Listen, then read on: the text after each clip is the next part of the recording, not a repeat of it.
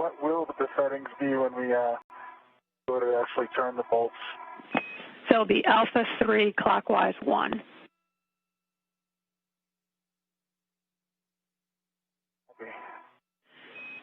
And Chris, as you get back to the airlock, when you're ready, I'll take a glove and hap check from you. Okay.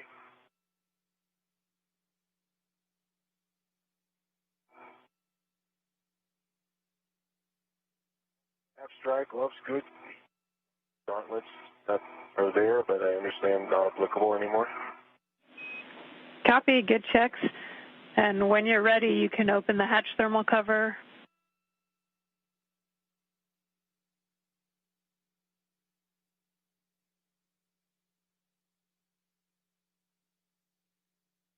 Okay, copy.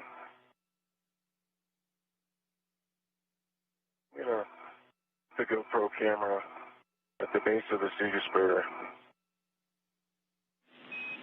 Copy, Chris. GoPro at the base of the Seaspirator. Yep.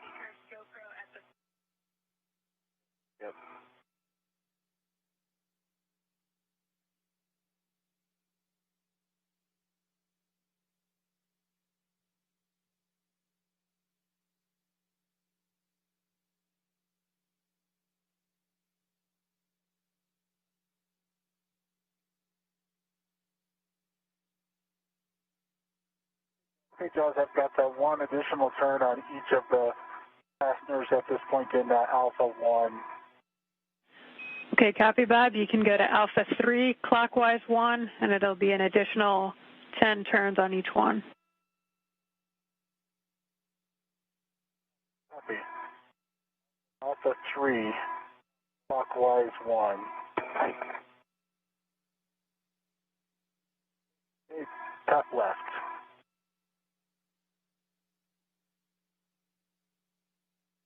And handrail 0500, Jasmine, for the GoPro. Copy 0500 for the GoPro.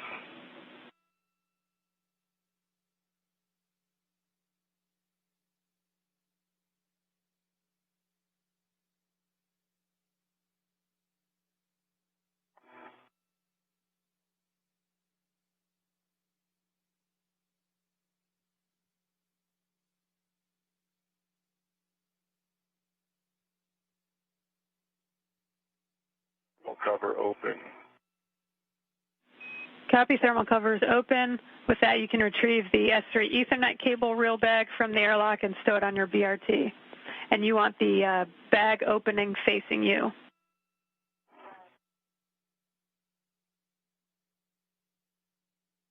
Copy that. I got the 7 turns and top left one torqued out.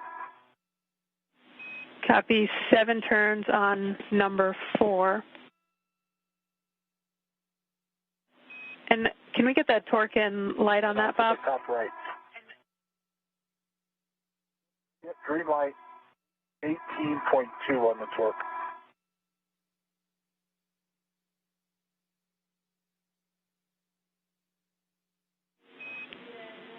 Copy, 18.2. One more time, say those instructions about the... Bob, we'll have you stand by for one, and Chris, for the cable bag, verify the bag opening is facing you when you stow it on your BRT.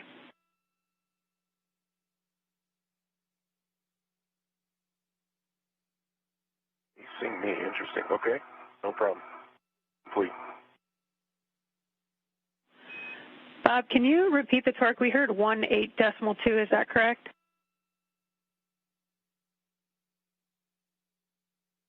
One 8.2. I'm sorry, it's on Bravo, not on Alpha. Copy, stand by.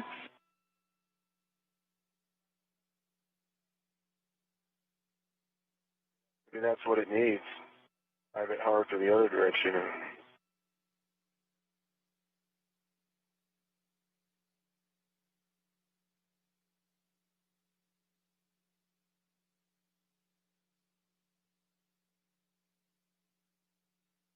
Bob, I've got back Charlie. I'm coming out of the airlock. Roger. Okay, Bob, can we have you go to Bravo 4 counterclockwise 1 and release 1 turn on bolt number 4, the one you just torqued down?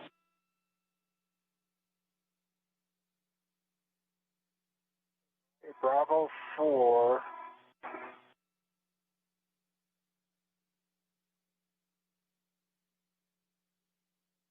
Counter 1 on the one I just torqued down. A-firm, and just looking for a 1 turn to release the torque. Copy, 1 turn. Thermal cover closed, safer handles down. Copy, thermal cover and safer handles. Thanks, Chris. Engine and access. Copy. Okay, there's 1 turn. Copy, and you'll go back to Alpha 3 clockwise 1.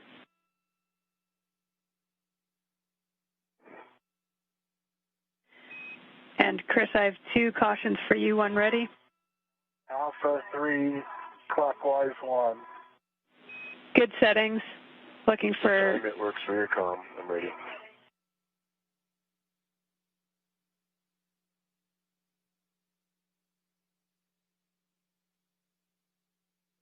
One turn, 4.6 it looks like on the torque.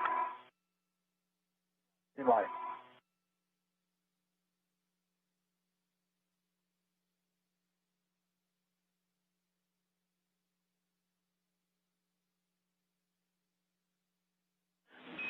Okay, Bob, that's good for that bolt number 4. We need at least 1 more bolt.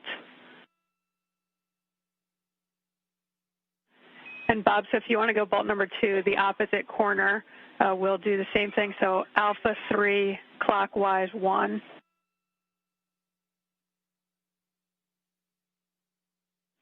Alpha 3 clockwise 1 on the opposite bolt.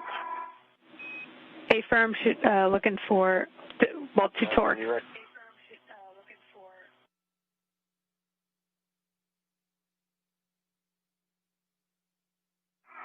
Recommended translation, you want me to just go aft on the airlock or come up to the goal? So you can go zenith on the CETA spur to S0 and then... Forward on the airlock.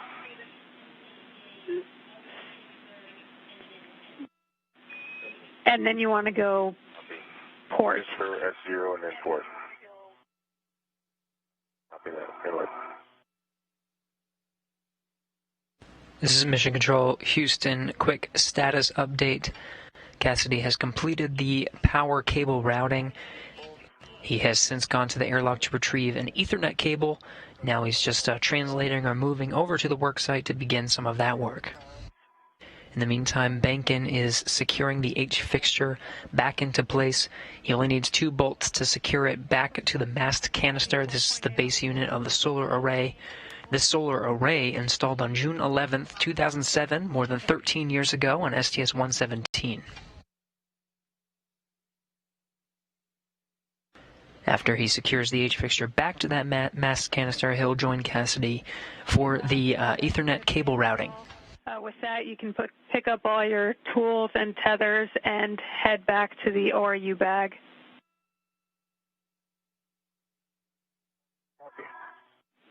And Chris, sorry, those cautions for you.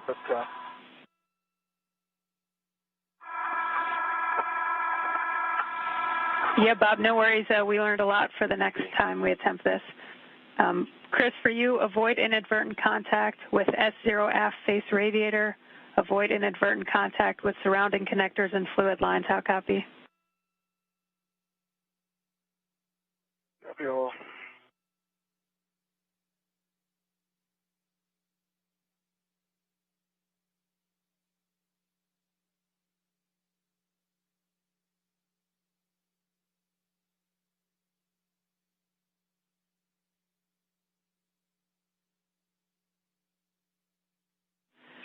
Okay, and Chris, before you go into the rad sense, we're going to drop your green hook on handrail 3459.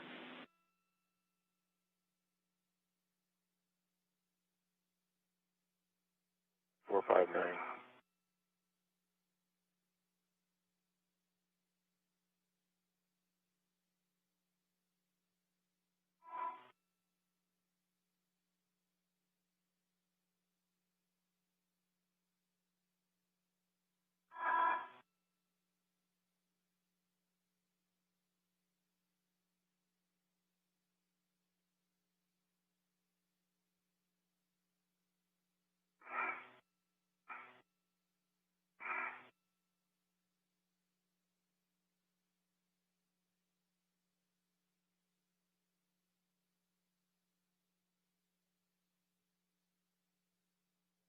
Then give me a direction to that one. And say your current position. On that, on the diagonal, it gets the first wire tie after the rat's nest. There's no number. It's starboard 2 handrails. And it's 3459. 3459. A firm. You need it all the way there? I'm going to do it right here where the first wire tie goes, if that's okay with you.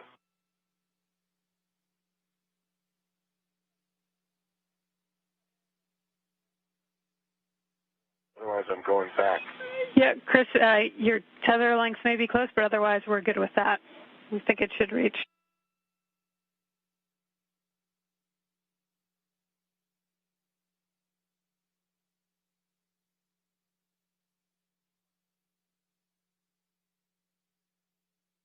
It should reach. I'm trying to understand that comment.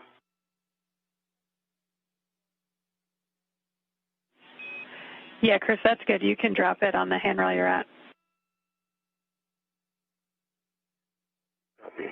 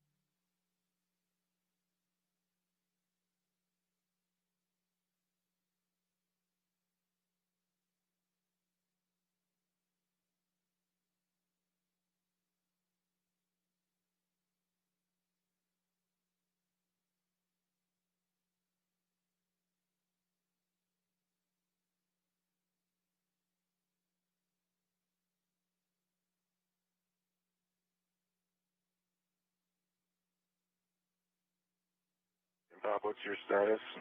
I'm back at the medium ORU bag, and I'm going to collect it, I believe, after stowing some tools inside of it. Okay. I'm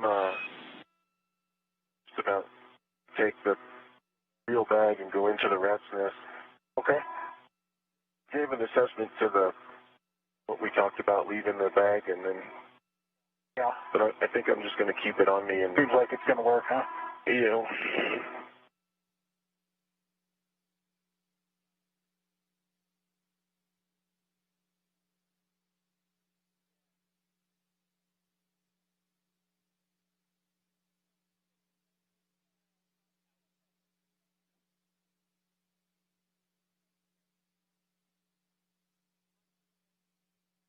You going in.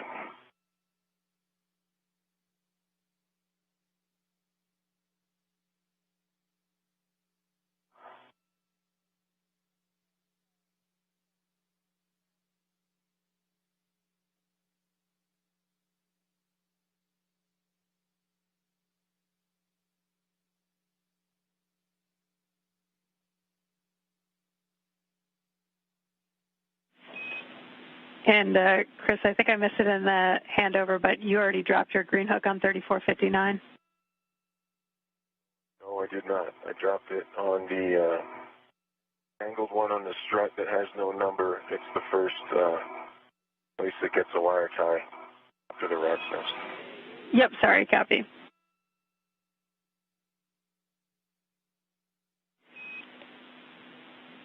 And I think I see you heading towards the rat's nest. You want to stay nadir of the radiator on phase 4 and head to the port side.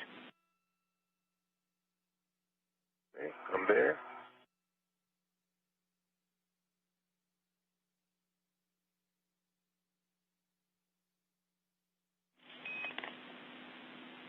Okay, Chris, you're going to be removing the cap from the S3 Ethernet cable W4294P5 using the adjustable equipment tether on the reel bag. Okay. And Jaws, I have the spools, tie bar, and puller returned to the ORU bag. Copy, Bob. If you're confident everything's back in there, you can stow that ORU bag on your BRT and head back inboard. We'll take a glove, hap, and gauntlet check first. Okay. My hap is still baseline. My gauntlets are up. And my gloves look in good condition. I did pick up quite a bit of extra smudging from the H fixture itself. Copy, additional smudging on the gloves, but otherwise good. And Bob, is the trash bag still on you, or did you stow that in the ORU bag? Still on me. Copy. Okay, and Bob, just a reminder as you head in to hit the inboard brake pedals on both the CETA carts. Copy. All right. There's 3 connectors here. I believe that's what you were expecting. And say again the whiskey number. 4294. Whiskey 4294. Whiskey 4300. Rudder cable. Okay, let's see. 4300 is the cap on the spider cable. That one will also come off using a mini workstation ret. The 4294 is the Ethernet cable. Okay, so the spider cable is named that for a reason. It looks like there's 4 cables, 4 ends coming out of it. And I see whiskey 4300 on. Hey, from Chris, that's the cap you'll want to remove on the spider cable. And you can use a mini workstation ret for that. So I'm not, I guess I'm not saying correctly. There are 7 caps. I see 4 cables bundled together with 4 caps, and 3 bundled together with 3 caps. They're all part of the spider cable. And you want the J5 cap, sorry. J5, okay, that helps me.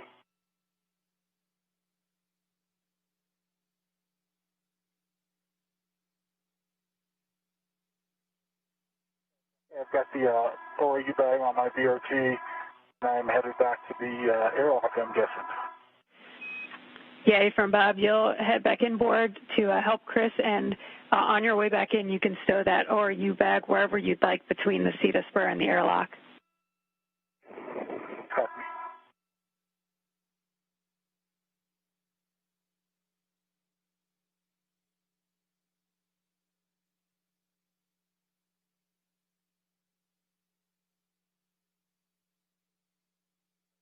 J5. J5 on whiskey 4300. Good words, Chris. You can remove that cap, and ultimately you want it stowed on the adjustable that's on the reel bag. That's where it is. Copy. And the other cap you're looking to remove is on the Ethernet cable itself.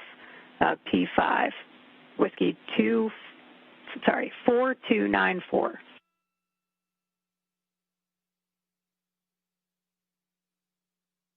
Whiskey 4294. Okay, right cap is removed.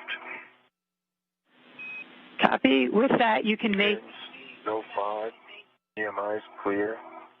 Mating. Copy. Good inspection. Go to mate. Needed.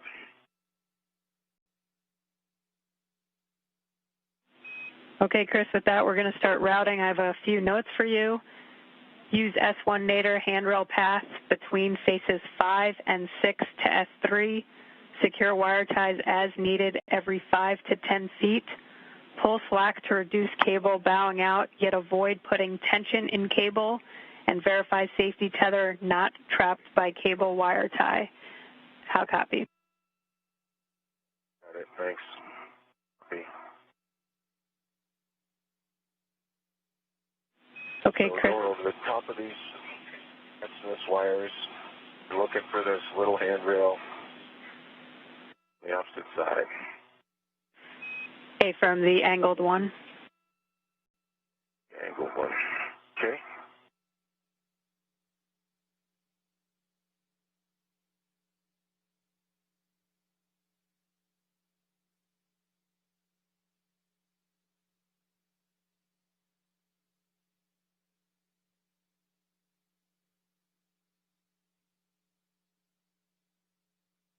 Okay, I've tapped the brake release pedal on the inboard side of the outboard seat, of course. Copy, Bob.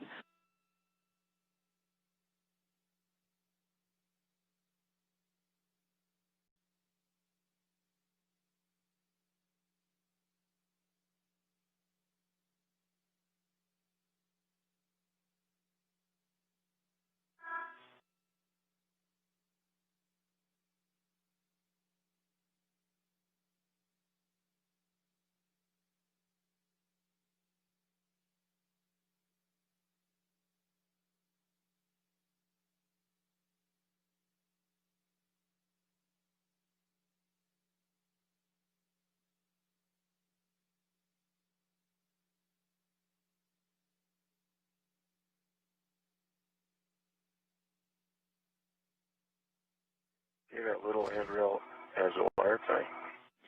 Copy, Chris. Next, you're going to want to route the cable station forward of the S0 aft strut.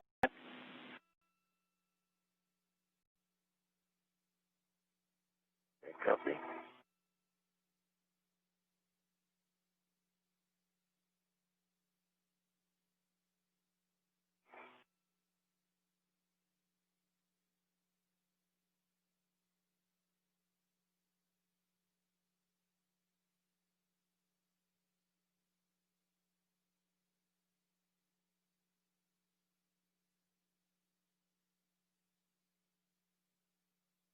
This is Mission Control Houston, 4 hours, 39 minutes into today's spacewalk. Cassidy working on the routing of an Ethernet cable, making some connections and routing it across the station structure. Behnken wrapped up the rebolting of the H fixture back to the mast canister.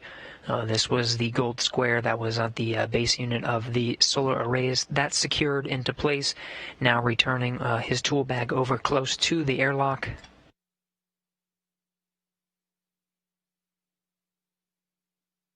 The station 260 statute miles over the Philippines in an orbital nighttime.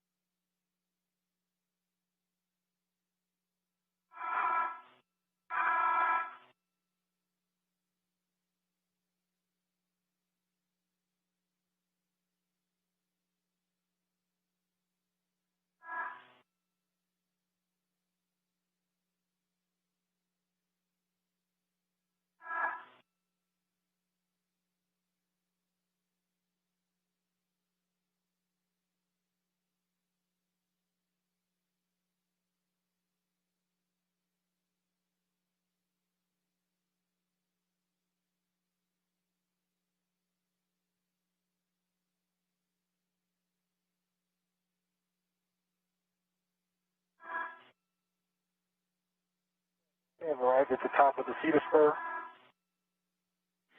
Copy, Bob, and just let us know where you end up temp stowing the ORU bag. Copy.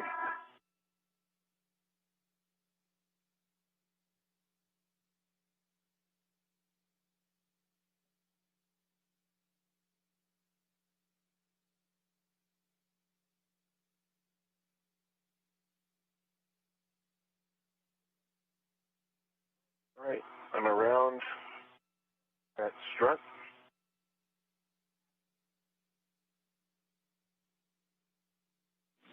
Copy, you're around the strut. Next, you'll retrieve your green hook from the handrail you dropped it off, the diagonal one. Copy. See Bob's feet.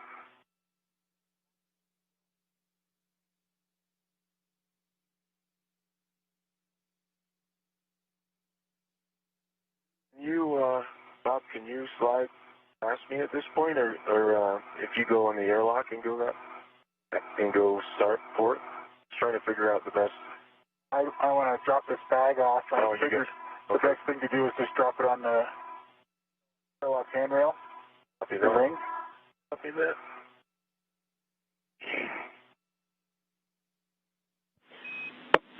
And Chris, that where you retrieve your green hook from, that diagonal strut, I believe that's the same one you're going to want to put your next wire tie on. I believe so too. And you'll want to wire tie to the zenith part of that handrail stanchion.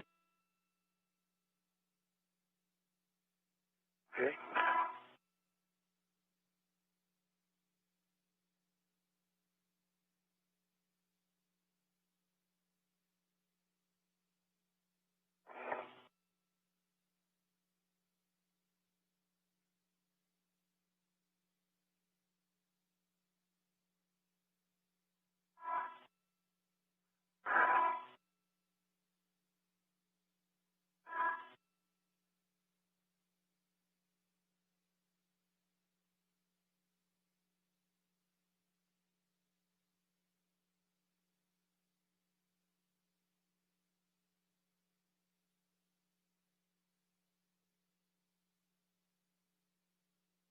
Green hook retrieved. Copy, green hook.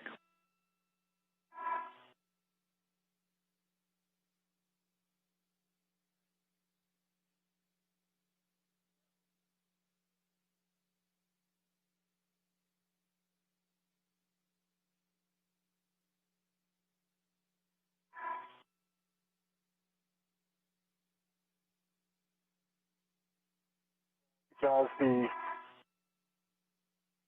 large or the medium ORU bag is tethered to the circular handrail 506 on the underside of the airlock. Copy that, Bob. And with that, you can head over to help Chris and just let us know how you want to work it with who's trailing and who's leading. Yeah, Bob, if you can go on the airlock straight port, if that works for you, and then you can come up behind. But I'm not picturing the tethers behind me, so double check me on that. Okay. I think my tether is actually kind of trailing a little bit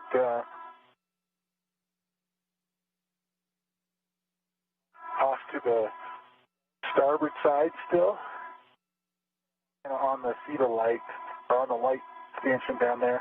Okay. I'll have to try to clear that a little bit.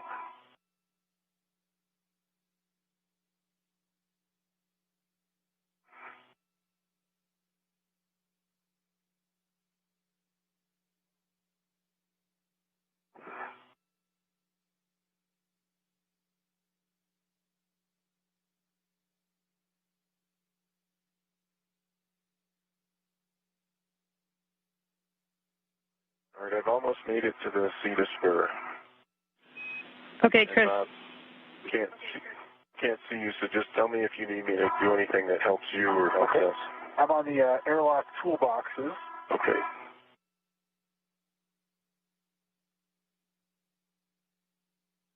trying to make sure my safety tether is not okay,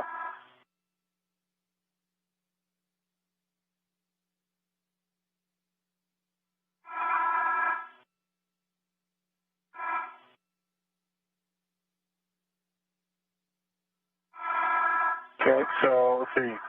I probably need to pass you and come behind you. Yeah, exactly. Okay. You go one handrail further to the port side. To the port? Yeah. Yep.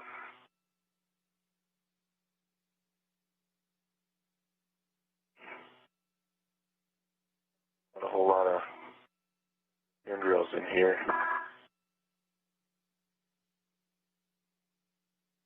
Are you coming up to see this spur right now? Yep, coming up right behind you. Or, I'll pass over your tether. now that I'm looking at my tether, I think I need to do a bag swap around that thing so my... Or wait a minute, we're going to go... Oh, it's fine.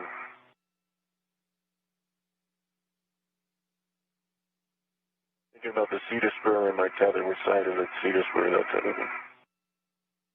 On the forward side, you have to come underneath here. Yeah. We want the cable on the left side of the cedar spur, right, Jasmine? Hey, firm. Yeah. So when I get to that spot, Bob, I'm going to just have to do the little bag switcheroo like I did last over. I mean, if you need me to go up, down, port, starboard. Otherwise, I'm just holding right here. Yeah, I'm just trying to get my safety tether clear of the light.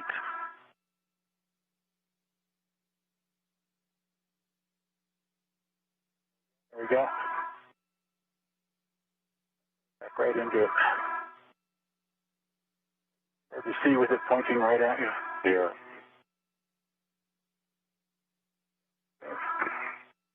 You know, if I get onto the cedar spur, then you'll have room to pass, because where I'm looking, there's really no way for you to...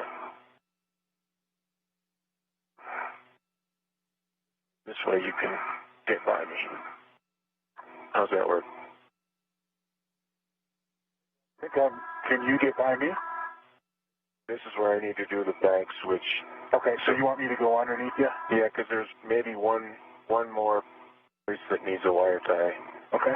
So while you and Jasmine are tagging up on that, I'll switch the bag around. Okay.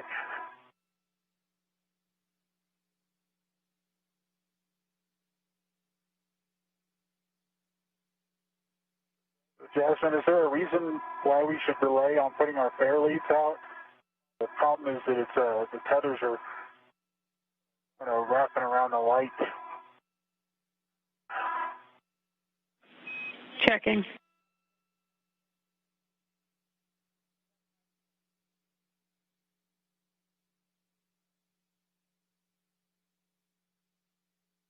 I think I've got it clear now. Just trying to keep it clear. Yeah. Fair lead it a little bit.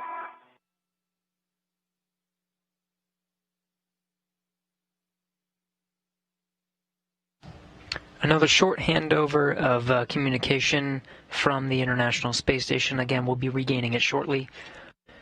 Teams here in Mission Control Houston leading Chris Cassidy and Bob Behnken through today's procedures, led by Flight Director Royce Renfrew there in the gray suit. To his right, Jasmine Mogbelli. The ground IV is her voice you're hearing here from Mission Control Houston. And the back row on the right there is Jackie Kagi, the spacewalk officer, knows the procedures backwards and forwards. Unclear. Okay, and if you drop those Richmond fair leads now, you may not make it all the way out, and so you may need to drop a green hook along the way. So you can do that if you want to, knowing that you may need to drop a green hook to reach. Okay. Just continue. Yeah. If you can scooch to your left to the port a little bit more, and then I'll get duck under the cedar spur.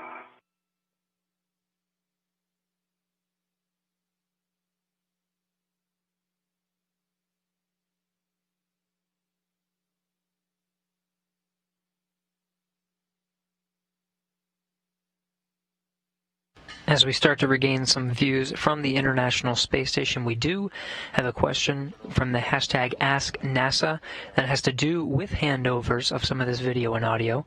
This question comes from Kate on Twitter, who asks, during handovers, do the two astronauts conducting the spacewalk lose communication with each other? The answer there is no. The communications between spacewalking astronauts is through UHF antennas on the station, not through the tracking and data relay satellites.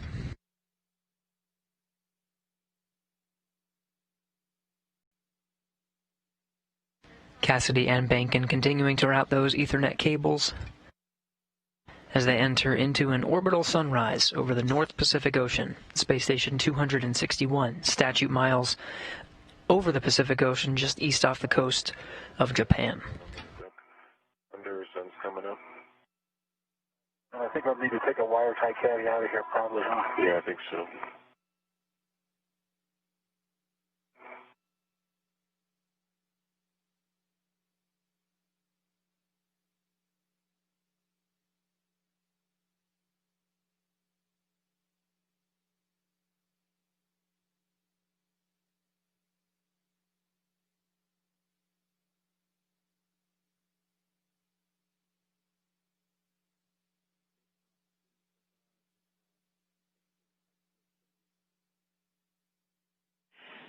And Chris, just for SA, was the last wire tie location you installed where your green hook previously was? That's affirmative, yeah. Copy, thanks.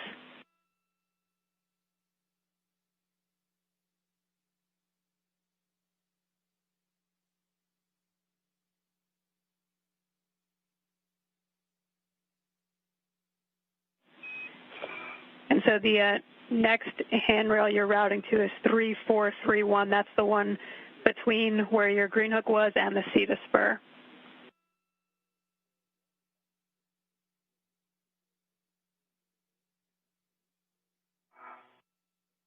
That's the one we're on right there. That's the next wire tie spot. I'm tethered, Bob. I'm going to release your tether. Okay. And I have the wire tie caddy. You have a wire tie caddy. Copy that.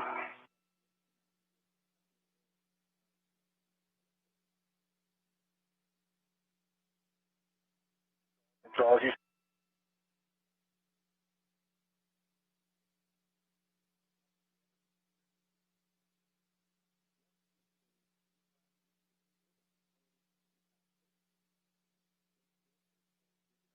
When you're there, com check.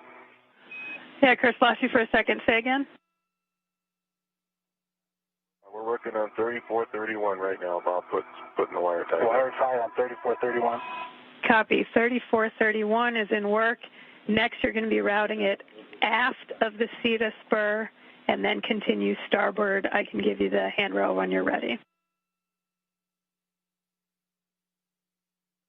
Just 1 second.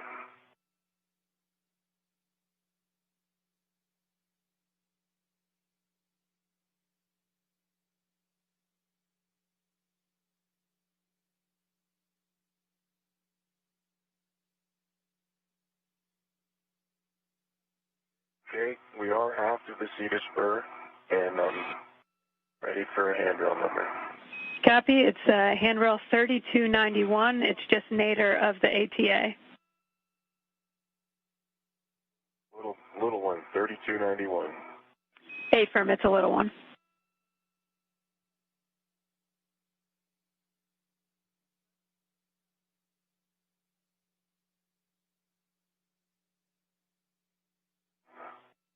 Okay, handrail, wire tie installed 3431.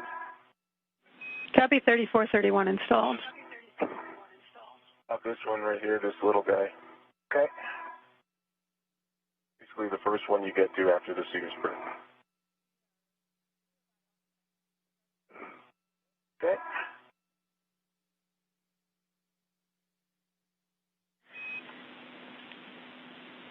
And as you work 3291, I have a few cautions for both of you when ready.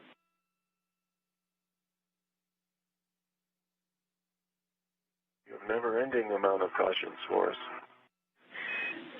I know you love them. So you're going to avoid contact with the charge beam. If contact occurs, wait 2 to 5 minutes for structural response to dissipate.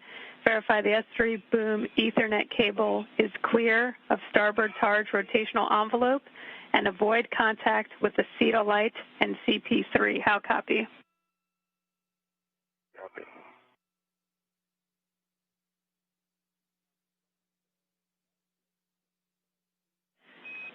Okay, and I see the wire tie being worked. Next, you're going to route the cable to handrail 3222. So you're going to go, make sure your safety tether's not trapped by the cable or wire tie. You'll translate starboard of the CETA spur to 3292.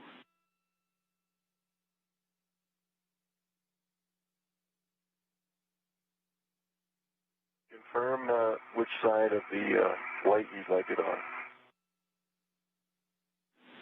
On the forward side of the light. Copy that.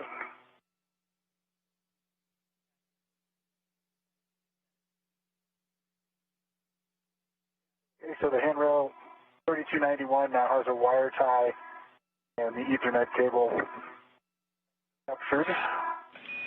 Copy, Bob. And are we okay to transition to the aft? What's the next handrail you want on the aft side?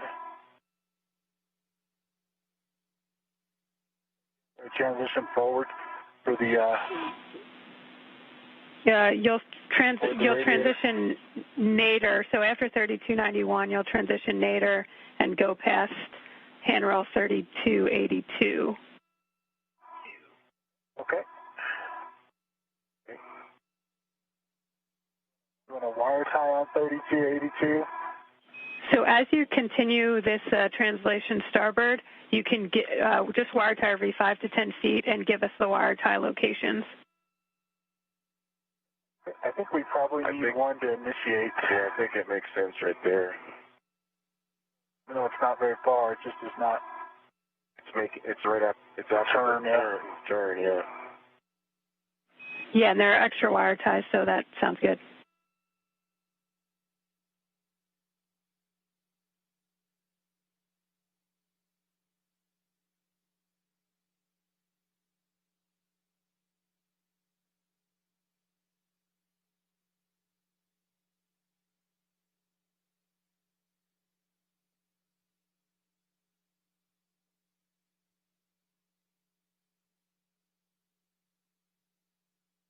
I'm out to 3258.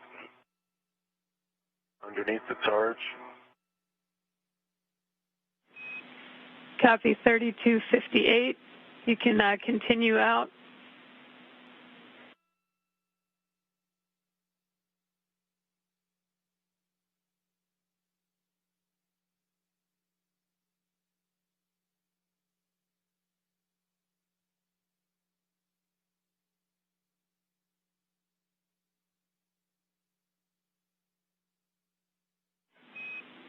And Chris, as you continue outboard, you're eventually going to handrail 3222, which is a small handrail. 22, copy.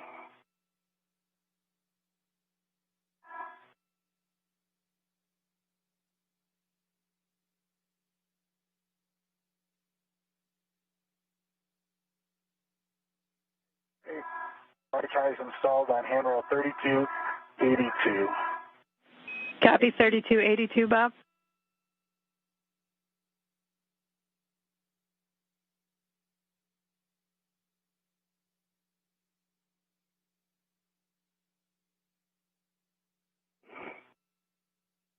I'll do 3275.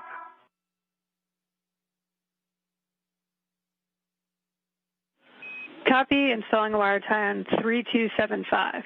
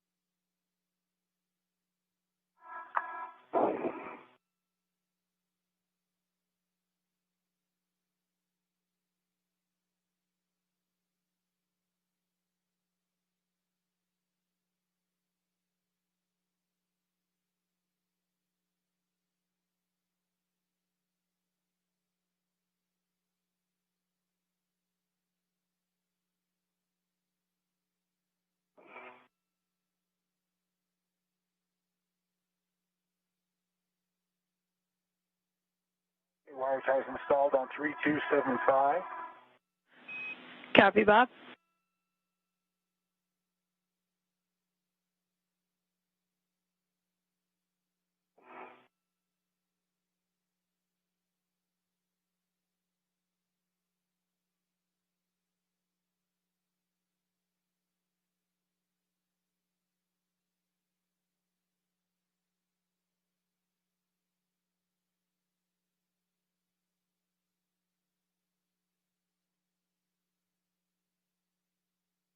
Thirty-two 67 next.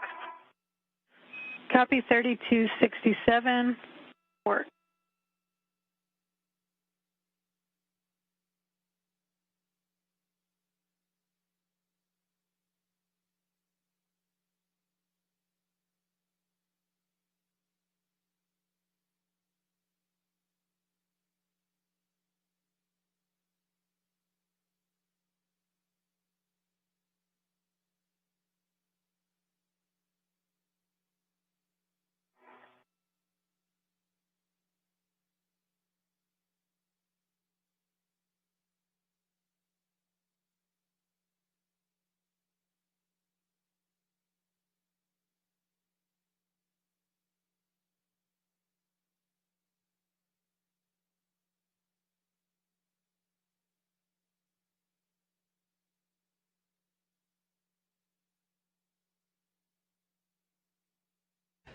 Another handover of video and audio from the TDRS satellites, part of the Space Network under the Space Communications and Navigation Program. This is the International Space Station Flight Control Room, leading the flight control teams and the spacewalk today, led by Flight Director Royce Renfrew, you see there in the gray blazer.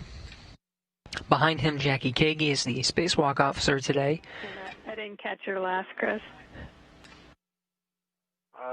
Working the details of the procedures with her teams in some of the back rooms. The voice you're hearing is Jasmine Mogbelli, to the right of Renfrew. She's the ground IV walking Cassidy and Behnken through today's procedures. Copy. Cassidy and Behnken continuing the work to route Ethernet cables on the outside of the station, now regaining some of that video. Copy, you've got the wire tie started. You can continue outboard to handrail 3010 if you'd like. We don't want you to turn that corner without dropping a wire tie there, though. Okay. And I've got another caution for both of you. Translate only on zenith edge side of ELC4. How copy? Copy. And I copy as well.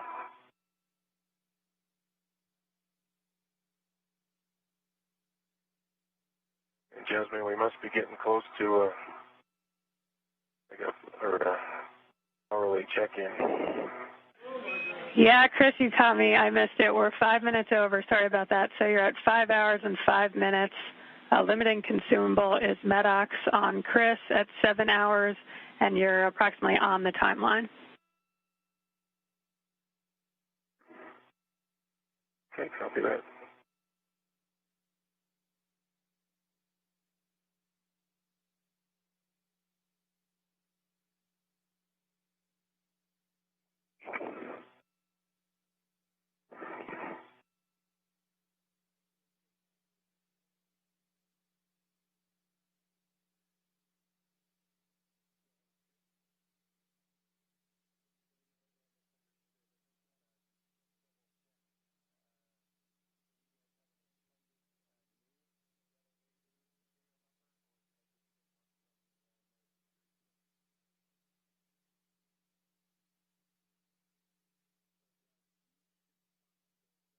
You probably ought to put one on 3238 or 3234, one or the other. Your choice, Bob.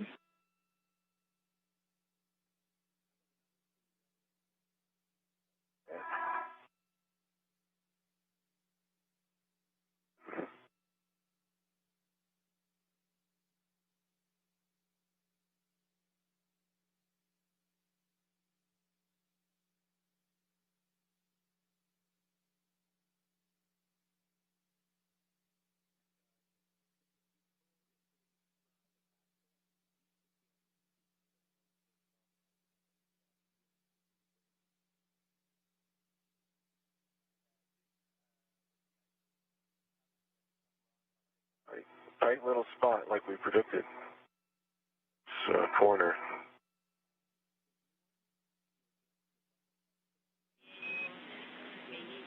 Yeah, and Chris, we expect that that corner may need 2 people, and you'll want to make sure the cable is routed forward of the CP3 stanchion.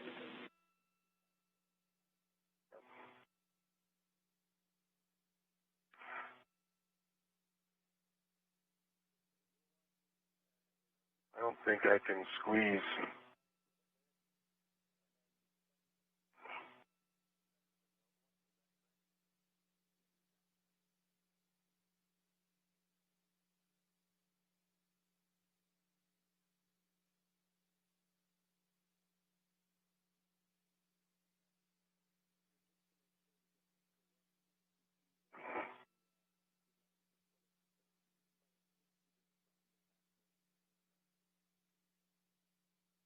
Okay. Hey Bob, don't come any closer. I'm gonna up the bag and go around this thing. I can't get in between. Okay. And I'll pass you the bag around. Yeah. Yeah. I feel like there's not a whole lot of need to tether to the bag, but it seems unconscionable to not. Wire tight all the way.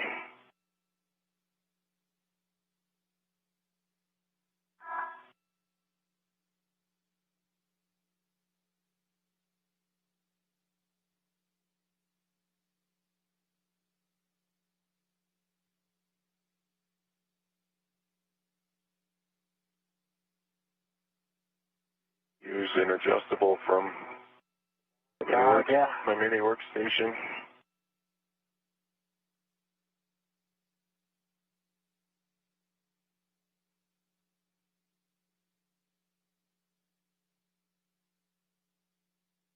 I'm down to 2 more wire ties.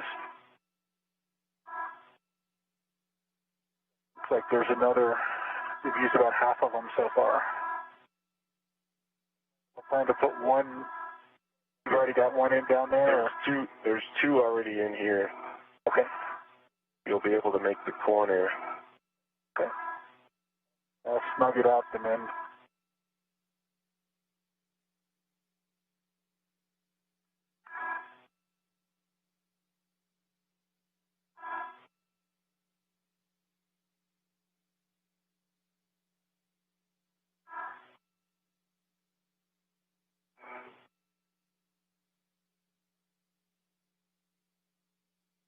Okay. Going around the camera.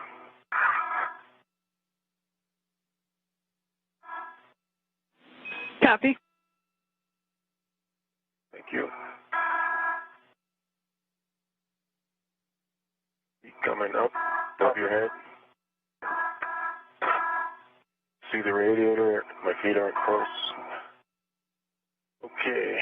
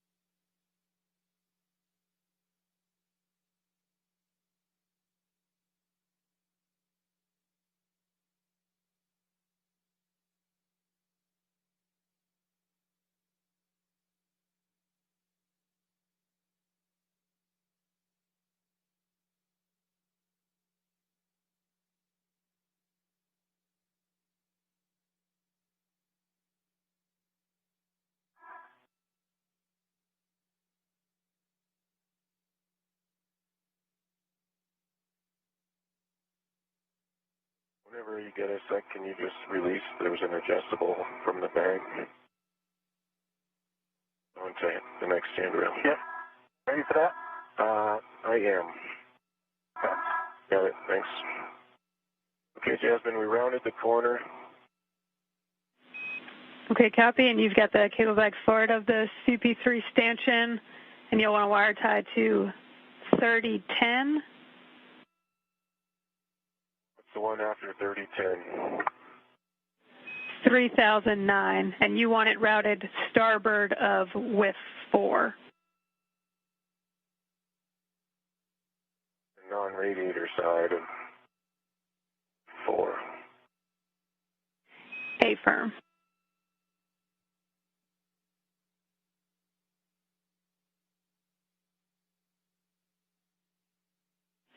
And on 3009, you'll also wire on that same starboard side, and you want to wire tie the nadir stanchion.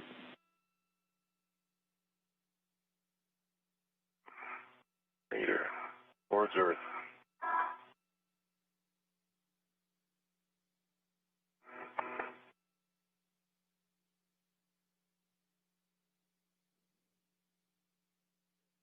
Let me know when you're probably going to a little bit before you can move forward, correct? Yeah, I'm going to throw a wire tie down here so you can have it. Okay.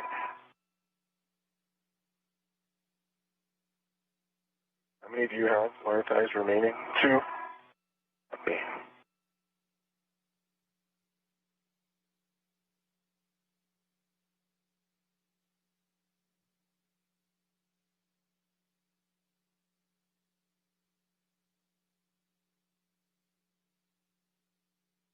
You're getting a live view from the helmet camera of Chris Cassidy, continuing to work on routing that Ethernet cable with the help of Bob Behnken, working together now as they enter the one of the trickier elements of routing the cable around one of the corners of the space station. And then the next one is right over the hump over here. Okay. Ground IV Jasmine Mogbelli guiding them through which wire ties and handrails to route the cable and which direction relative to the position of the station. Right, Jasmine. Passing 3008. Copy. And you're going to route Zenith to S3 Phase 4. And I've got another caution for you. Do not translate on CAS, deploy Clevis, or ADP. Visually verify ADP is in place when passing the area.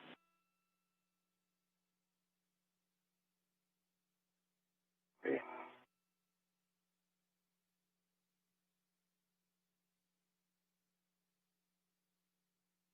Do either 3008 or 3007 at 1. Negative. Next one is 3016.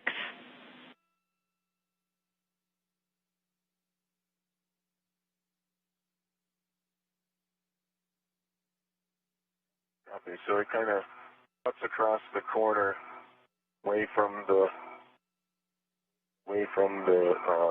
radiator. A-firm, Chris. 006.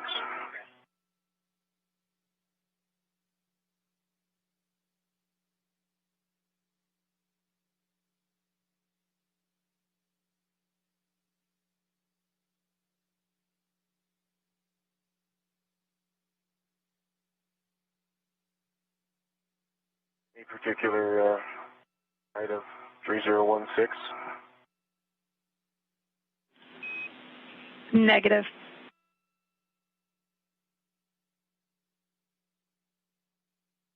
Yeah, I'm coming, following you over. Okay.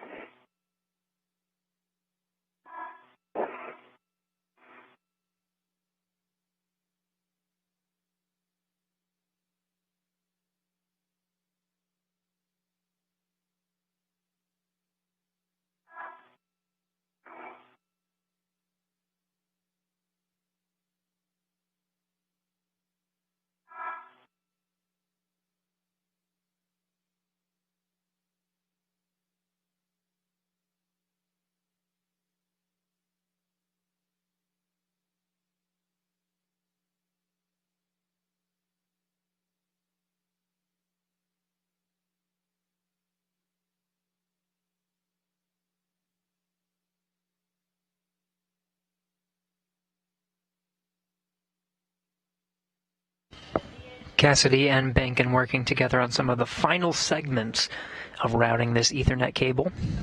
Did you say 3016 now has a wire tie? It has. I put a wire tie on the handrail waiting for Bob. Okay, copy. Next one. Next handrail. 3043, and that's another small handrail. C249. 0. Should be the next one. Straight across the beam. Yep, A-firm. It's the next one past 3030. And on the other side of the stanchion. Yeah, it's on the other side of the stanchion. And it's oriented just like 3024 was.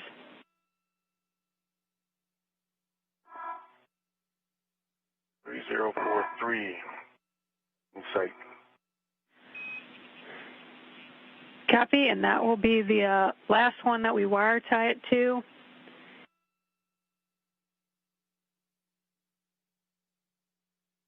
Okay, 3009. Going in, 3010 is complete. Copy, 3010 and 3009 are complete.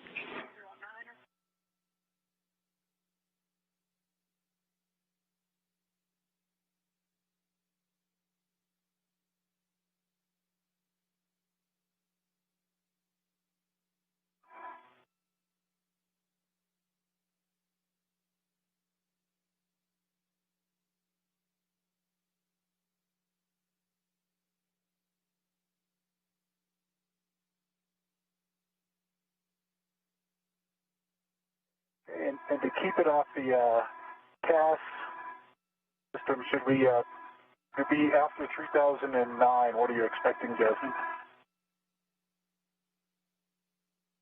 It looks like Chris has already got one on the other face down here. I just didn't see it. It's pulled out a little bit.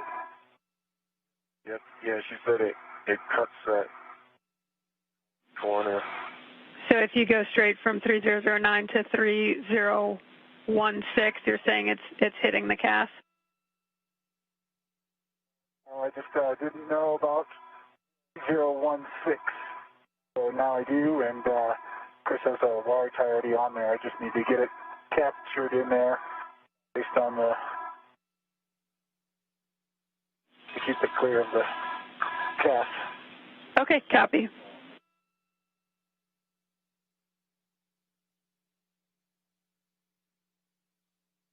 All right. I'm here at 3049.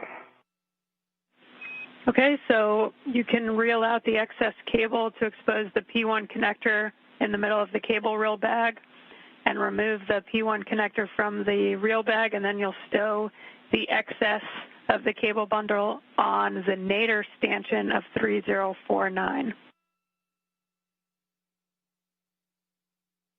Nadir stanchion of 3049.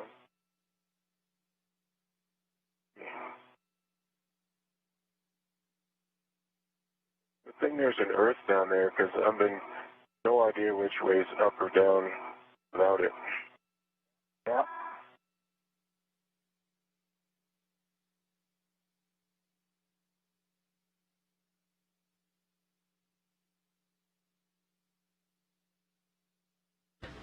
This is Mission Control Houston, so Cassidy and Behnken completing the wire ties that route the Ethernet cable to this position. Yeah, we've got a good view in your WBS, Chris. That is a lot.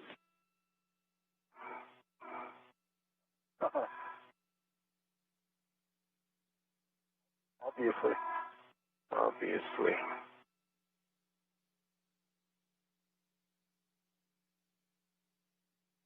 His next task will be to stow some of the excess. On the nadir side, the side facing away from the Earth.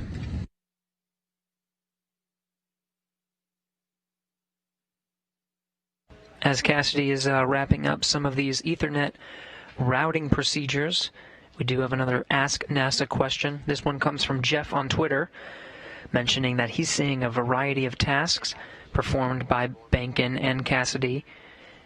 And he's asking, does each expedition crew receive specialized training, electrical, mechanical, networking, in preparation for their time on station?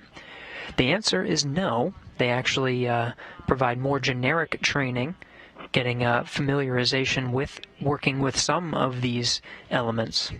Cassidy, though, and Behnken, both experienced astronauts, working with a variety of different equipment. Cassidy himself even adding to some of the procedures, actually writing them for the lithium-ion battery swaps. 15 minutes ahead of timeline.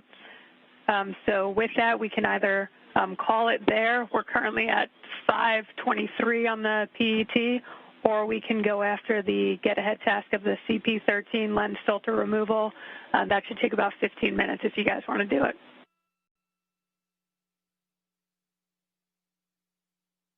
I think, why don't we check and see where we are once we WVS this thing and see if we want to add a wire tie or two. Yeah, I was thinking the same thing, and then when we get to the top of the Cetus spur, we'll rehack the clock and assess there. Okay, sounds good. Where's the ORU bag? It's at the airlock, right? Correct. Copy that.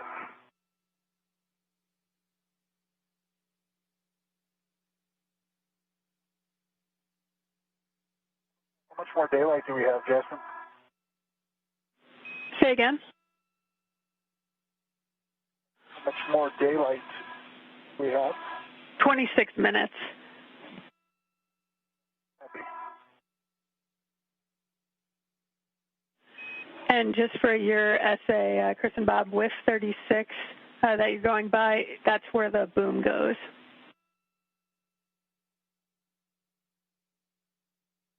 Copy that. Anything else here I can help you with, Chris? I think I'm done. Okay. I'm just taking a picture down the wire, kind of a little mini survey of it. And I'm heading your way, Bob.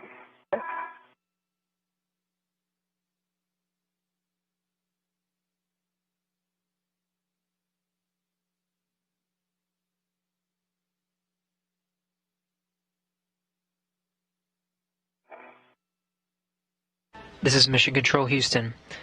Status update on the progress of today's spacewalk.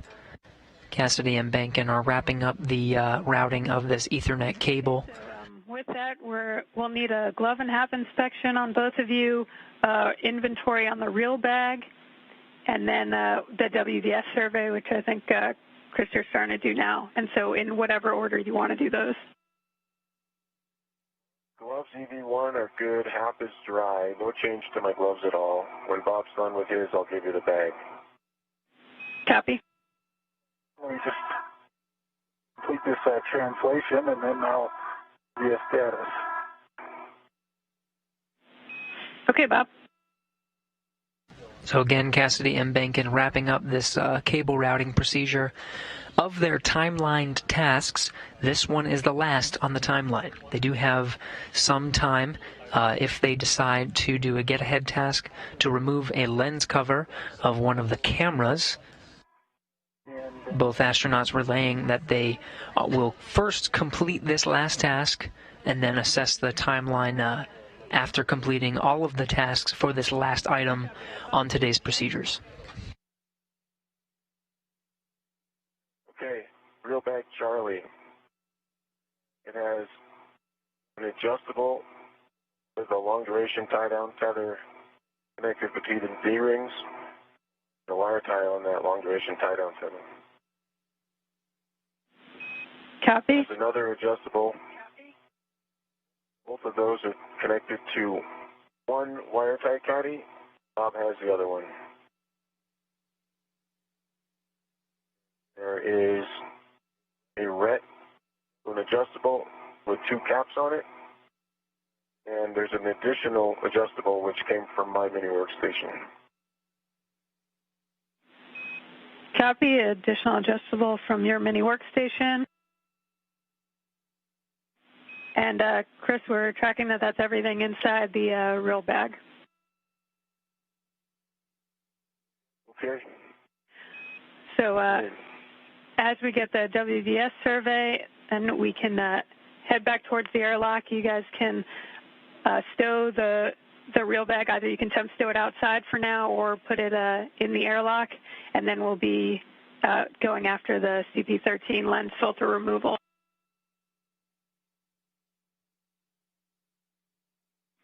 And it's up to you guys if you want to go after the lens filter removal or call it.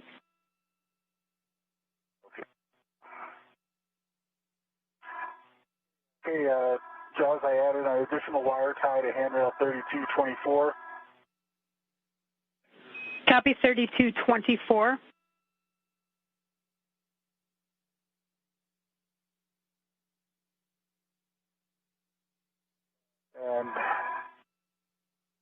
And I think I've got one more, so it feels like I should just go ahead and use it to make sure there's not any other things that we could do to take care of the radiator. I'll put it on 3238. Copy, putting a wire tie on 3238.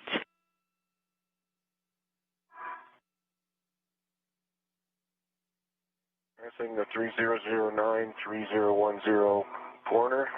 Thing fell out of the envelope. Copy, Chris.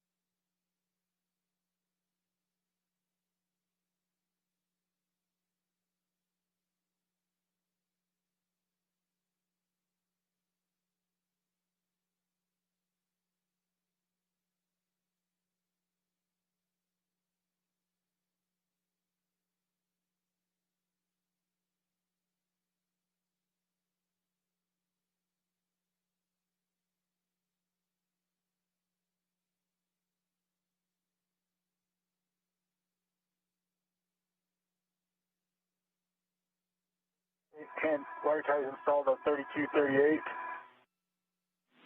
Copy 3238.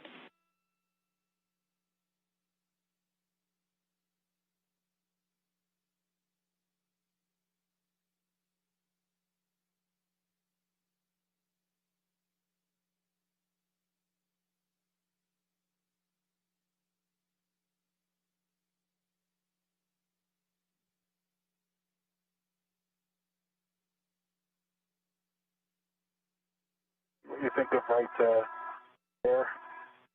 It needs another one. It needs another one, yeah. On all out.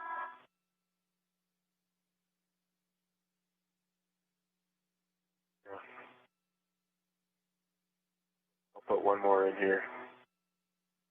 And, maybe this one. I have it. Can you give me another wire tie?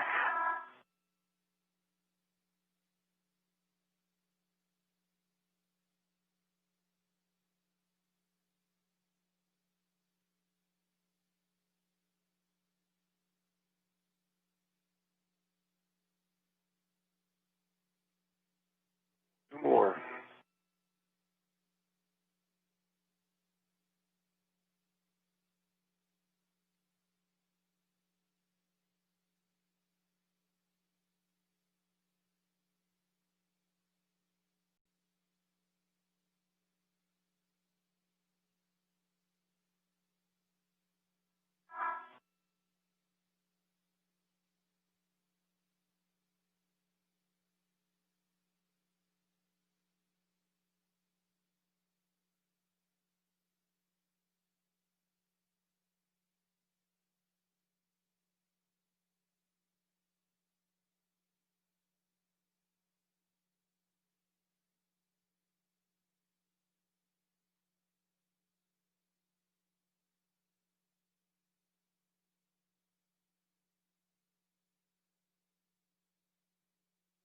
This is good because of the light, the gap here, but Yeah.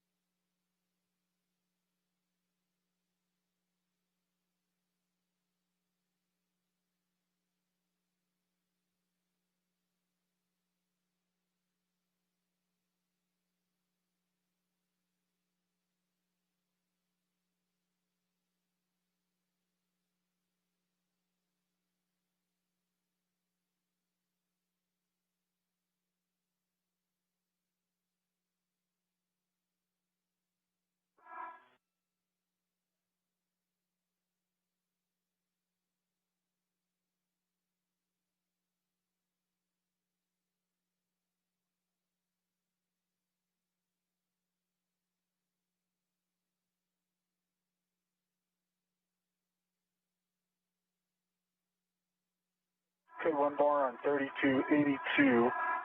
You have it or you need it? I got it. Copy 3282. Which one was that you just did, Rick? Chris? Which number? Yeah. Reminder. 3258. Copy 3258.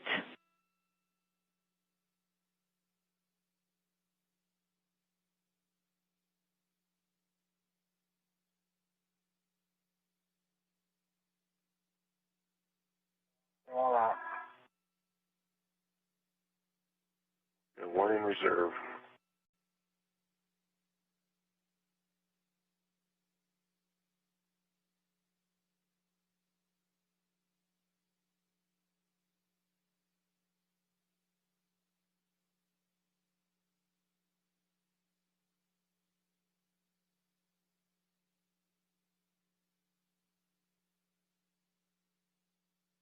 What's PET, Jasmine? 5 hours, 35 minutes.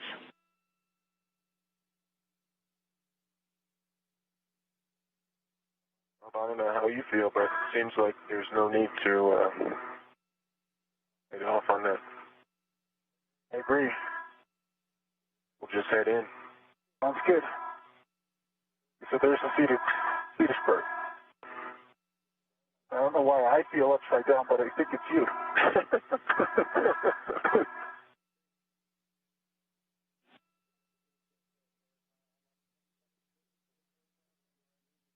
Take a couple pictures here on the Cedarburg. Yeah.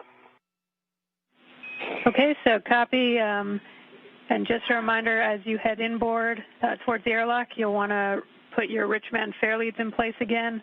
Chris, yours on 3409, and Bob, yours on 3410. And Chris, you'll be weaving your tether again down the port handrails on the Cedarburg. Okay.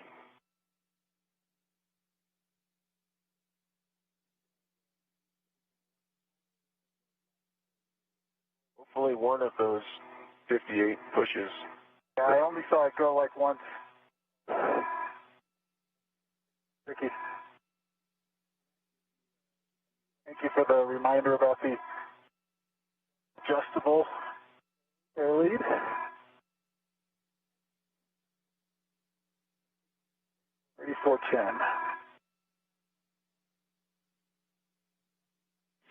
A-firm, Bob, 3410.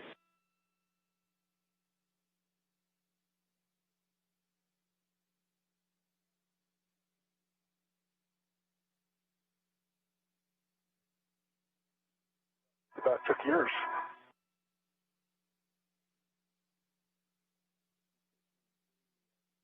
Yeah, you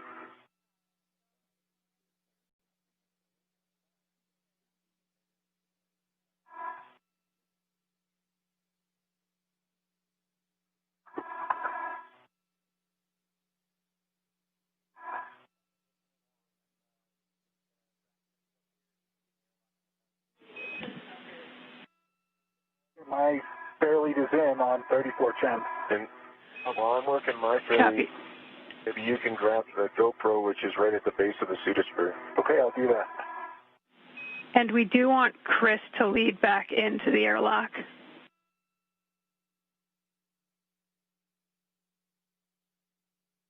Okay, so you want me to loiter here.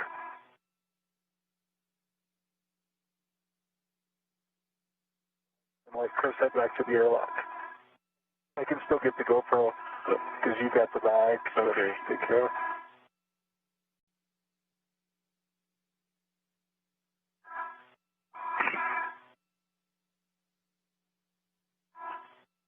I think I'm out of your way. And this one is mine, right? Yep. I see the GoPro on the airlock.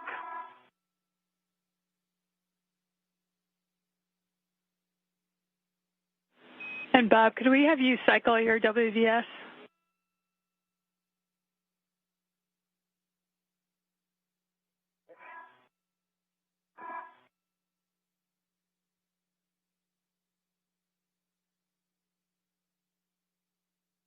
That time it was off.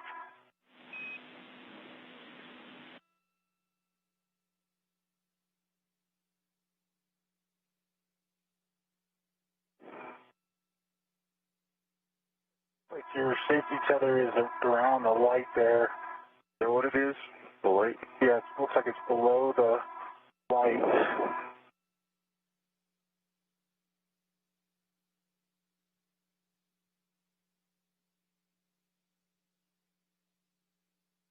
You know,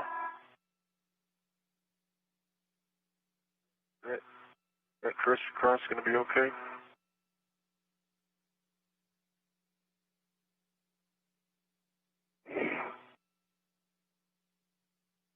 because I put my fair lead in first. I don't know. But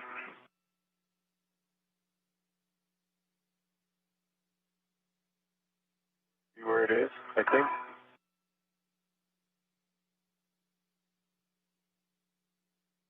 See where I'm talking about, where they cross back there? Oh, yours is on top. Okay. Okay. This is Mission Control Houston. Cassidy and Behnken have completed the final task on today's procedures, the routing of the Ethernet cable. The crew is opting not to switch out the lens cover, one of the get-aheads today, and rather ingress for an on-time EVA in just about 6 hours. Translation path up there, but Right now sitting at 5 hours, 40 minutes into today's spacewalk. Cassidy and Behnken just working on their tethers, making sure they're in a good configuration as they make their way back to the airlock to conclude today's spacewalk. The clock will stop once repressurization of the crew lock begins. Okay. The station at this time is heading into an orbital nighttime, 269 statute miles over the South Atlantic Ocean. all right. Looks good. Good.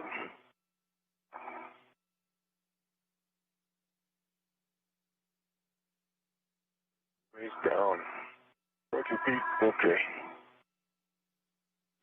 Okay, Chris, you're breaking up a bit, but I think you said the fair lead's in place on 3409, and you're heading down the Cedar Spur. Just remember to weave the tether down the port handrails. Okay. Copy that. I can clean it up too. Okay. Yeah, that'd be good.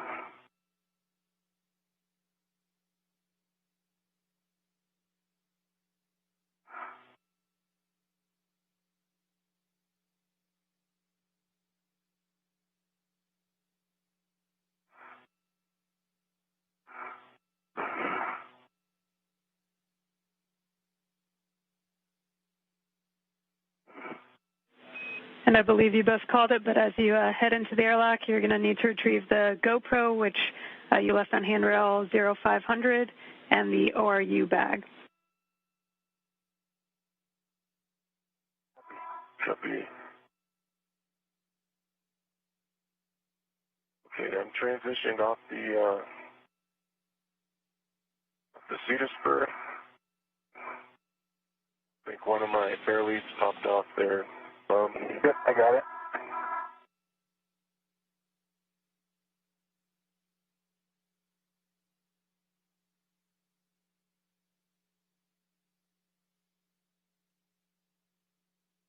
I'll get the GoPro. Copy. Remote cover 3. Copy, thermal covers open. And you can stow the reel bag in the airlock and attach your waist tether to the airlock D-ring extender.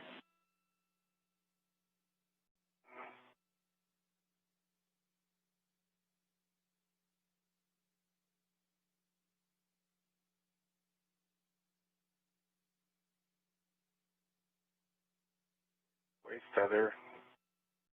Closed and locked. Closed and locked on both ends. Copy, Chris. And let me know when you're ready to configure your safety tether. It's going to go to the aft external airlock D-ring. Hold on, Jasmine. I'm just working on the bags. Copy, Chris.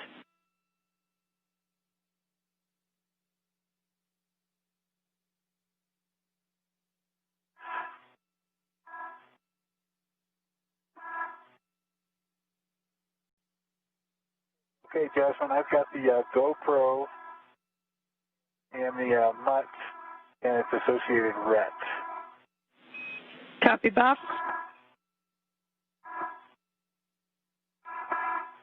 Go back. Charlie is in the airlock. Copy, Chris. And I don't know if you wanted to grab the ORU bag or work your tether, just let me know.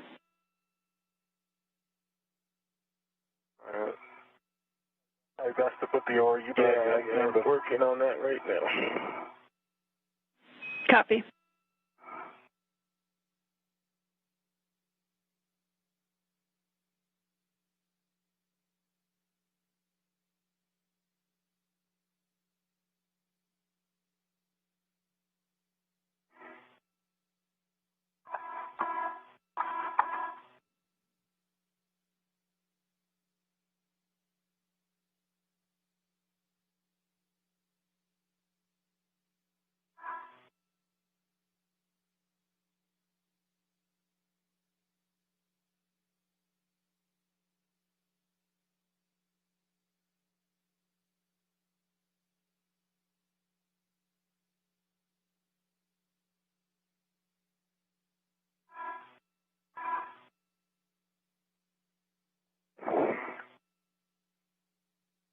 ORU bag in the airlock.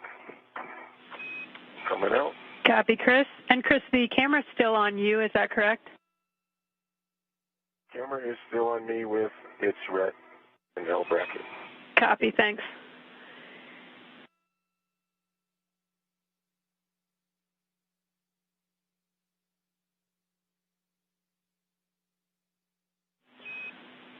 Okay, Chris, for your tether, you're going to be going to the aft external D-ring.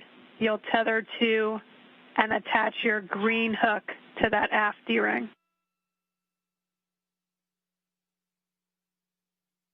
Green hook to the aft D-ring.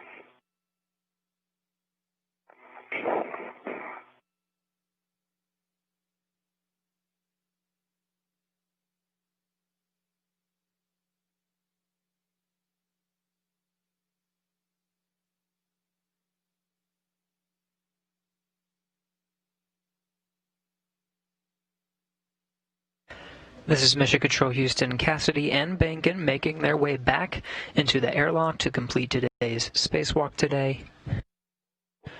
The station is again entering an orbital nighttime over the South Atlantic Ocean. Check reels unlocked, and then you can pick up your yellow hook and stow it on your mini workstation. Most of the work now is the tether configuration to make sure that the crew is safe to ingress. They got through all of their tasks today. They had one item that was officially as a get-ahead, crew opting not to tackle that one today. They still have 2 more spacewalks scheduled later this month that they'll have the option of getting that task done. That's just removing a filter from one of the cameras on the outside of the station. But the 1B power channel is now outfitted with 3 new lithium-ion batteries, all up and running. The 3B channel is prepped for their work later this month, and they routed a power cable and an Ethernet cable. Copy, Bob.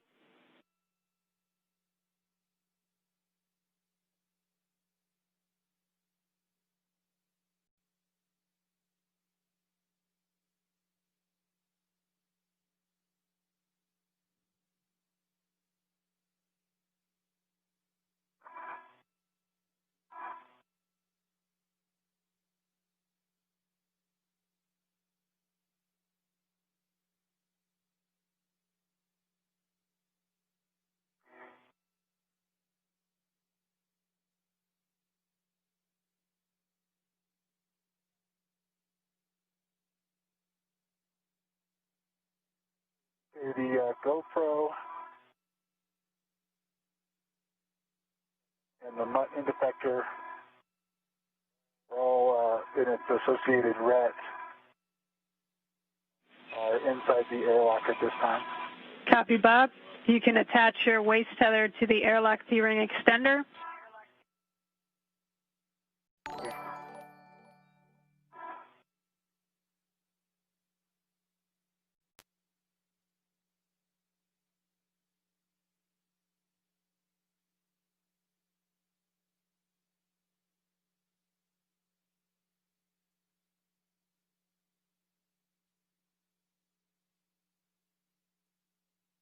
My waist tether is closed and locked. The airlock D-ring extender. Copy, and is that both ends, the end on you as well as the end on the airlock D-ring extender? Affirmative. Copy. With that, you'll be going to the forward external airlock D-ring. You can tether to and attach your green hook to the forward D-ring. Copy.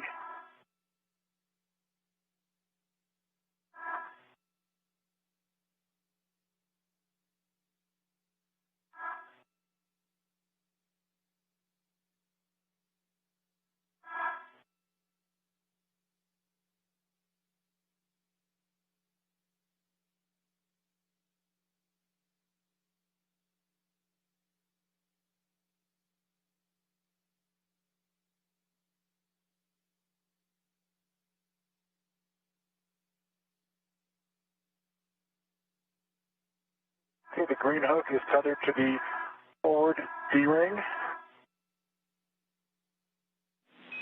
Copy. Wheel is unlocked. Copy, and gate close hook locked. You need the green hook locked? Is the question? Affirm, we need the green hook locked. Okay, the green hook is locked. Copy. With that, you can release your yellow hook and stow it on your mini workstation and ingress the airlock.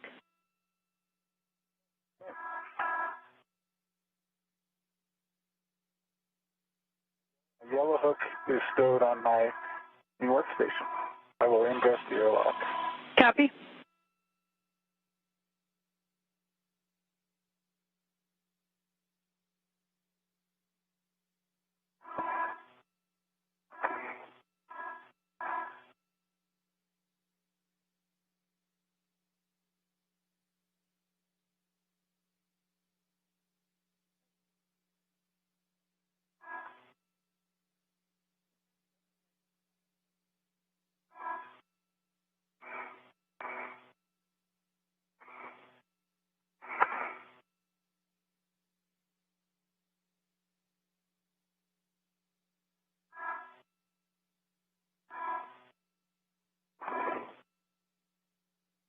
You know if there's any of these bags I need to help you with?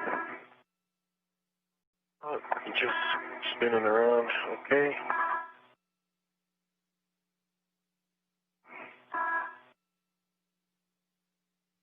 Somewhere in our space station is a new airlock thermal cover closure mechanism. Gonna be nice.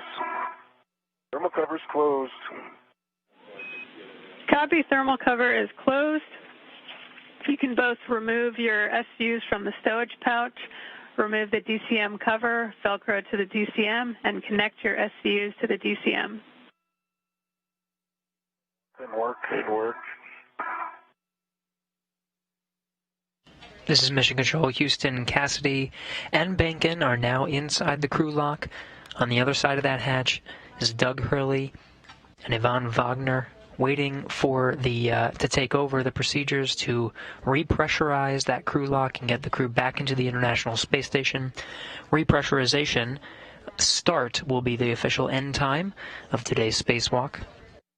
Cassidy and Behnken now working together to essentially hook themselves up to station power and consumables. I got the other bags up here, the medium 4U bag, the fuel bag, the fuel lock bag, the GoPro with the mic. Okay, my SCU is attached and verified locked. Copy.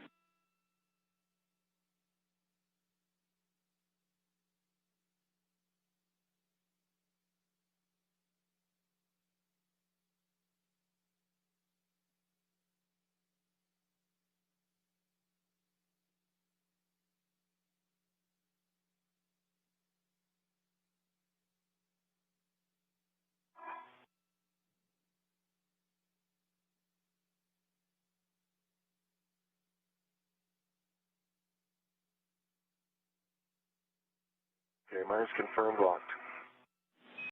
Copy, Chris. Both of you note a TCV setting of 8 max cold minimizes time for SCU cooling. With that, you can switch water to off. Expect an H2O is off message. Either one, water off. EV2, water off. Okay, caution, do not close hatch until EMU water off for 2 minutes, and we're about to have a handover in 30 seconds.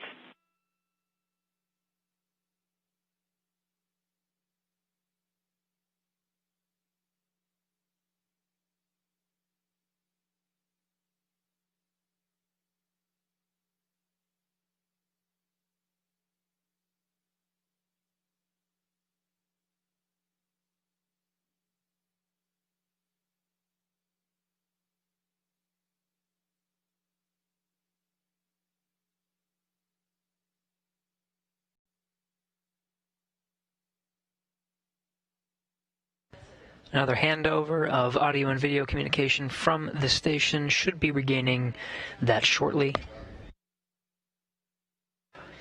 Flight Director Royce Renfrew leading today's spacewalk flight operations teams here in Mission Control Houston. Jasmine Mogbelli, immediately to his right, has been guiding Behnken and Cassidy through today's procedures. She only has a few more tasks on her end before officially handing it over to Doug Hurley inside the station, who will guide them through the repressurization process. Okay, back with you after the handoff. We've got about 30 seconds left.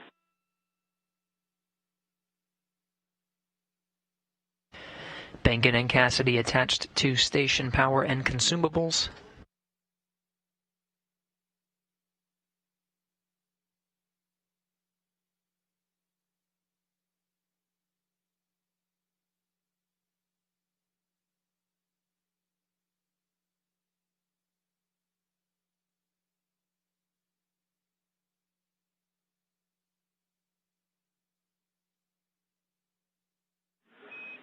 Okay, there's 2 minutes. Chris, you can verify the outer hatch is clear of hardware and the handle position is per the hatch decal, and then you can close and lock the hatch.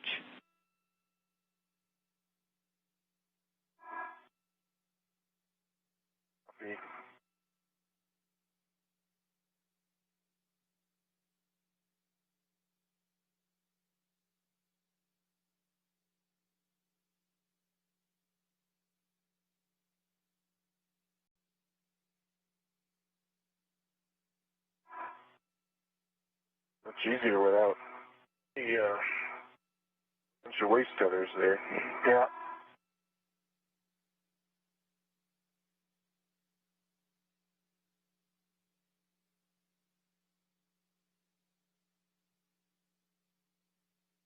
Looks clear all around. No.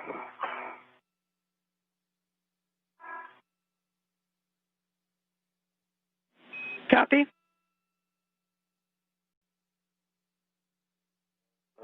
Not quite copy.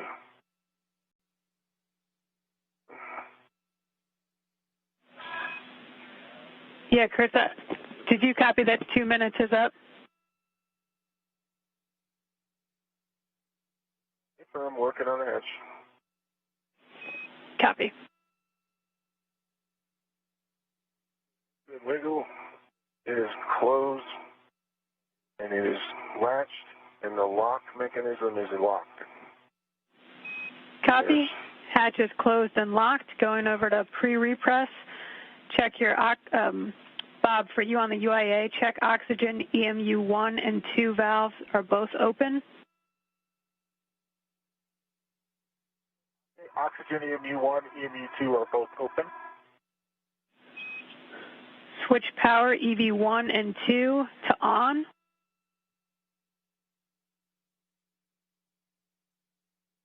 EV1 and EV2 power is on. The green LEDs in both cases. Copy. Check the voltage on power EV1 and 2. 18.6 for both. Copy. 18.6 for both. Both of you can switch your powers to SCU. Expect a warning tone.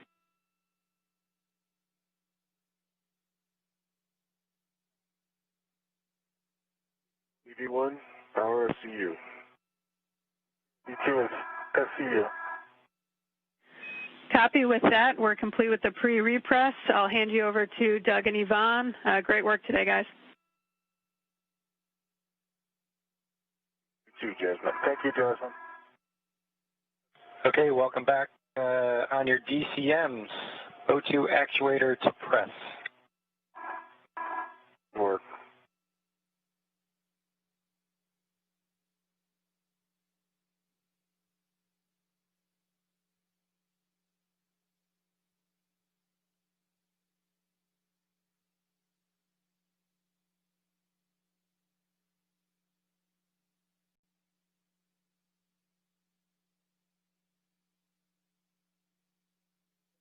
O2 position is press for EV2.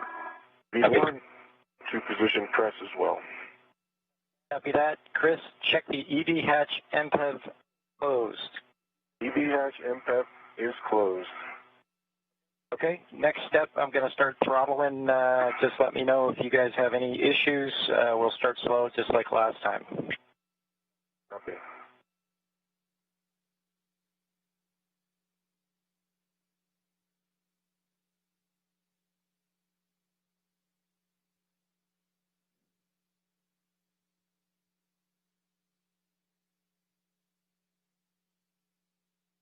And you guys can expect an alert tone as well when you get to 4.0.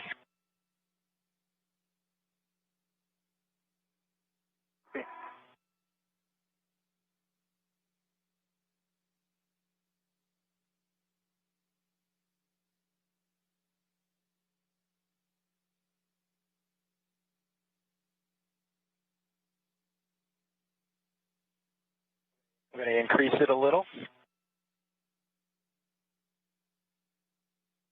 Good.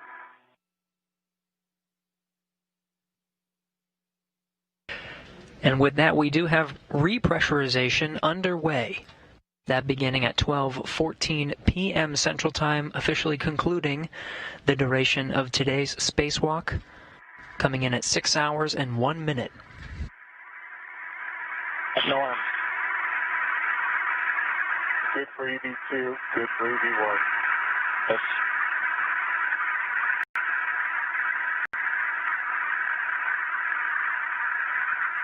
At the time of the start of repressurization, the International Space Station and the Expedition 63 crew were 265 statute miles over the Indian Ocean.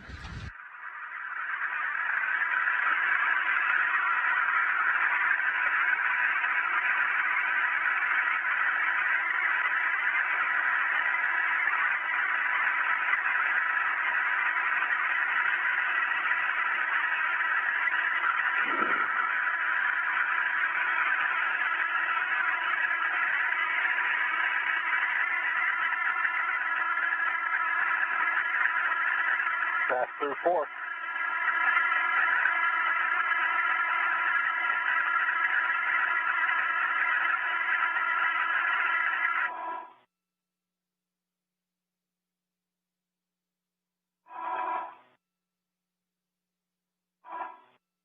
Okay, we stopped at 5. We're going to do the 2 minutes to stabilize pressure.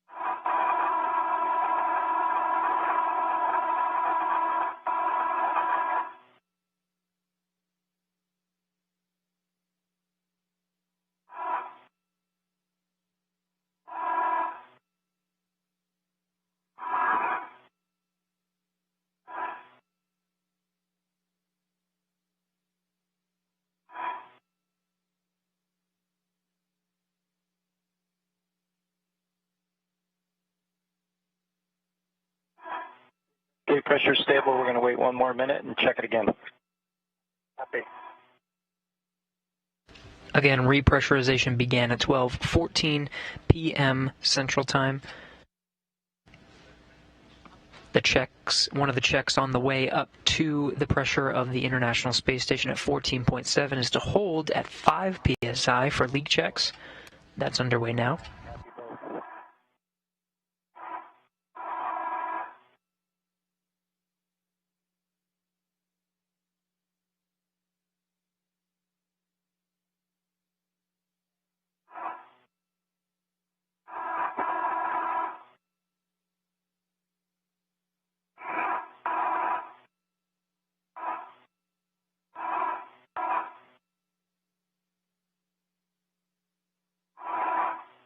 Okay, that's the extra minute. Pressure is stable. Copy the glove heaters and contamination.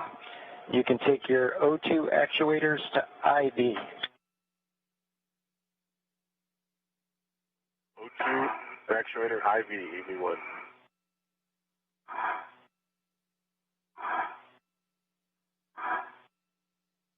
O2 actuator is IV for EV2. Copy both. We're going to start repressing again. Just let me know if anything starts to hurt. Copy.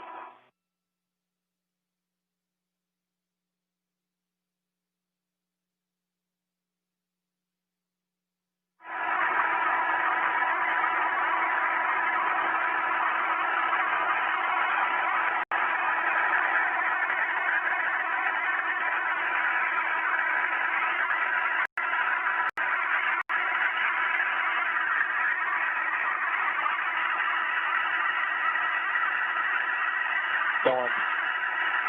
Copy.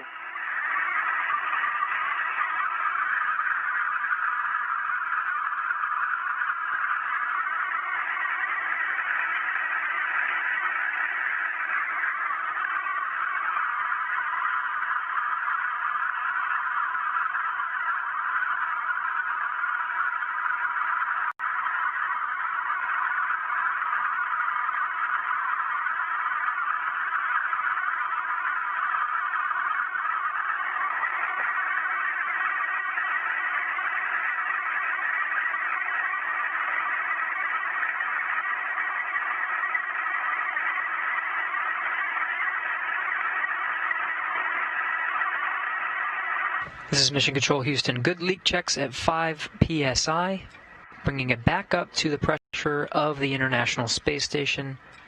Now more than 9 psi, heading towards 14.7.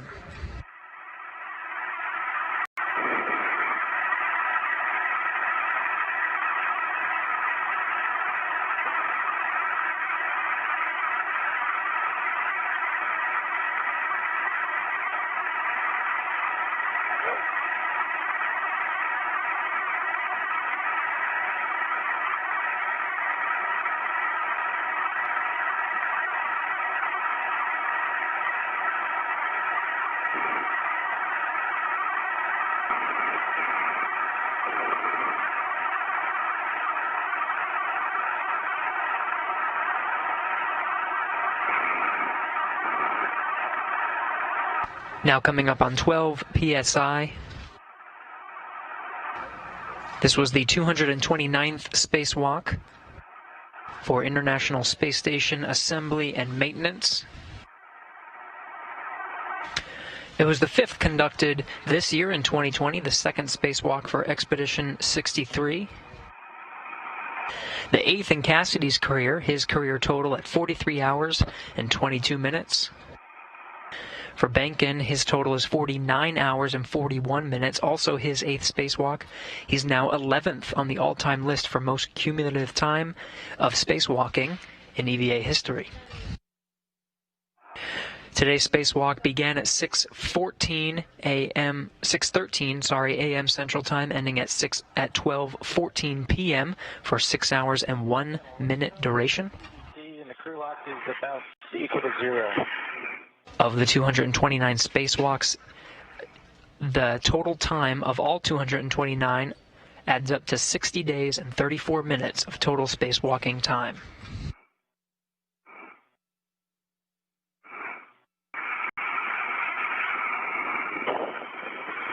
Pressure now a little bit more than 14 psi.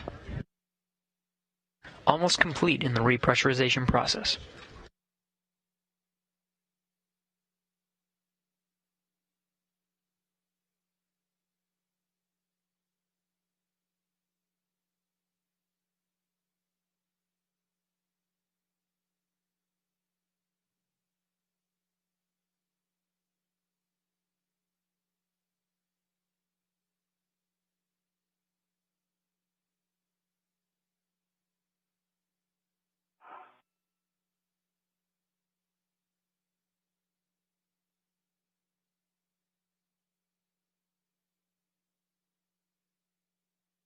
Does it look for DPDT? It looks stable in here. You got the alert down here. Okay. Bob, if you want to make sure you're clear, we're going to go ahead and get the hatch open. I'm clear. Houston airlock, we're going to 1.240. Step 2. Copy and concur.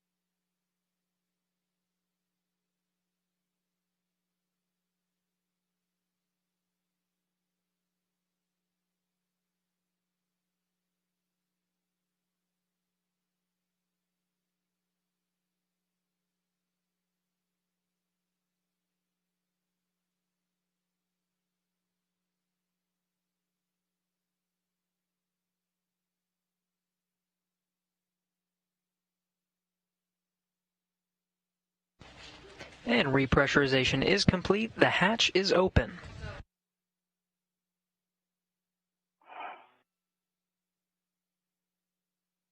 Doug Hurley and Yvonne Wagner will work together to get the crew back into the equipment lock and start removing some of their equipment. Yes, Doug, we will take care of step 4.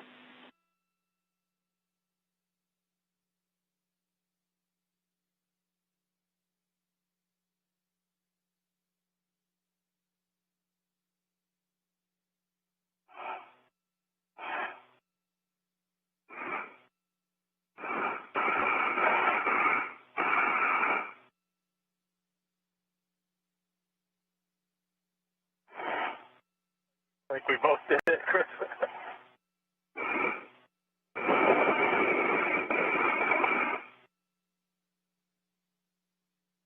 First into the equipment lock is Bob Behnken. Anatoly Ivanushin from Roscosmos coming into the equipment lock to help in the these final steps to remove the suits from Behnken and Cassidy. First step is the removal of that SAFER unit, Simplified Aid for EVA Rescue. This is on the bottom portion of their sort of backpack of the EMU, the Extravehicular Mobility Unit.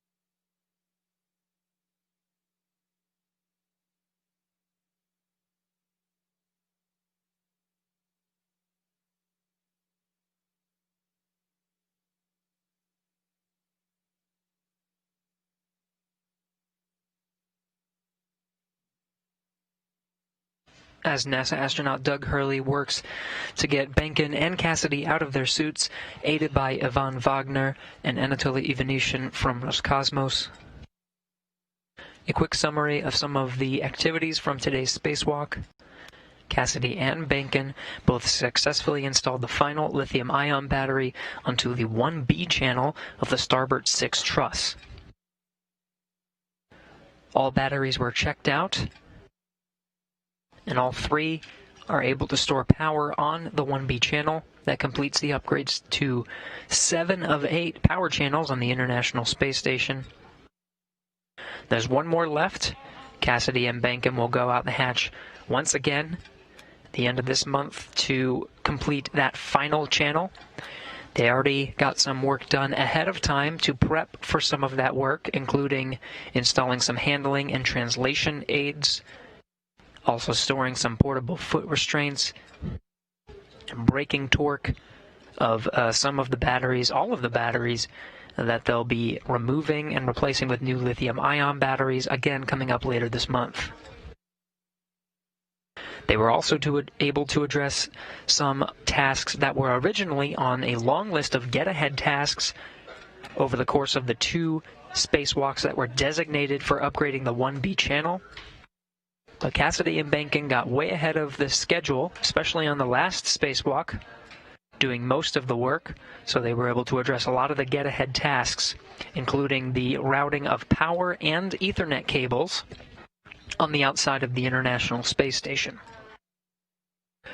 One of the get-aheads was to remove an H fixture on the mast canister of one of the station's solar arrays.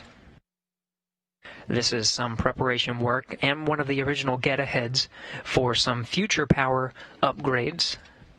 Behnken was unable to remove that H fixture, but again, this was one of the get-aheads, so it gives the flight operations teams plenty of time to come up with new procedures and techniques to get that H fixture removed on a future spacewalk.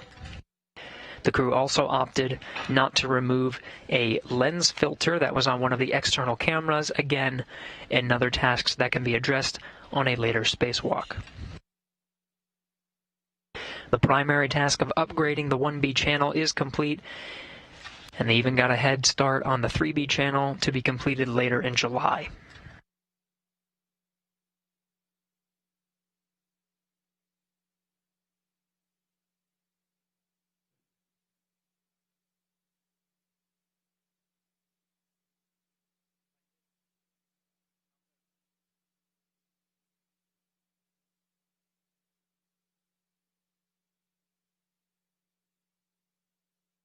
So again, one more power channel coming up to complete the three. That'll be the 3B power channel on the S6 truss, the same truss segment that Behnken and Cassidy worked on today. There's two more spacewalks scheduled to complete that channel, the final channel of the 8 that consist of the station's power system.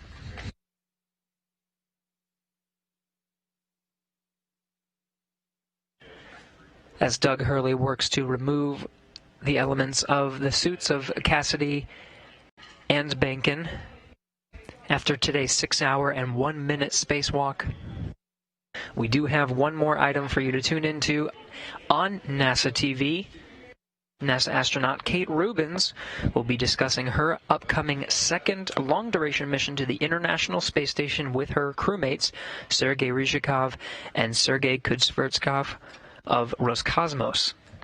They'll be conducting a crew news conference at 3 p.m. Central, 4 p.m. Eastern today, Wednesday, July 1st.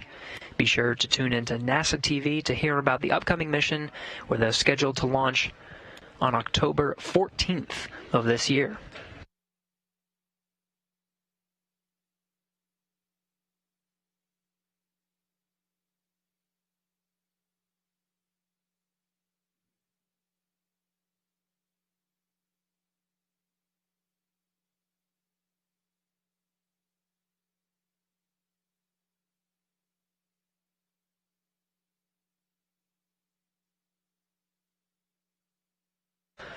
Once again, this was the 229th spacewalk of International Space Station assembly, maintenance, and upgrades. Today's 6-hour and 1-minute spacewalk makes it the 8th for Cassidy in his career, totaling 43 hours and 22 minutes of spacewalking time. For Bob Behnken, his total is at 49 hours and 41 minutes, putting him as 11th on the list of cumulative time for all spacewalkers in history.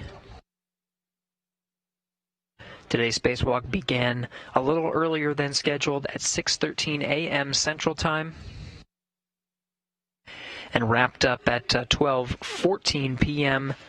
Central Time for a 6-hour, 1-minute spacewalk. Station on 1, we see the enabled caution. No immediate action for you.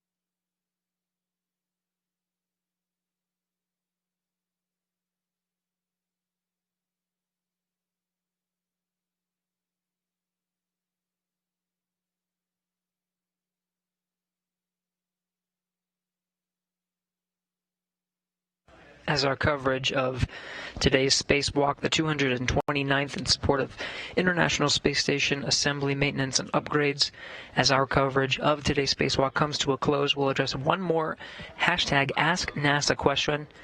This one comes from Nicole, who's asking, what will Chris and Bob do when they come back from the spacewalk? The spacewalk, as you can imagine, is a long day for the astronauts. It was not just the 6-hour and 1-minute spacewalk. There was a lot of pre-work, which included pre-breathing and in-suit light exercise. It was a full day for them, so after removing the suits, they'll have the ability to eat and enter into a pre-sleep period, essentially getting wrapping up for the day. Space station is at Greenwich Mean Time, now about 5:36 GMT p.m.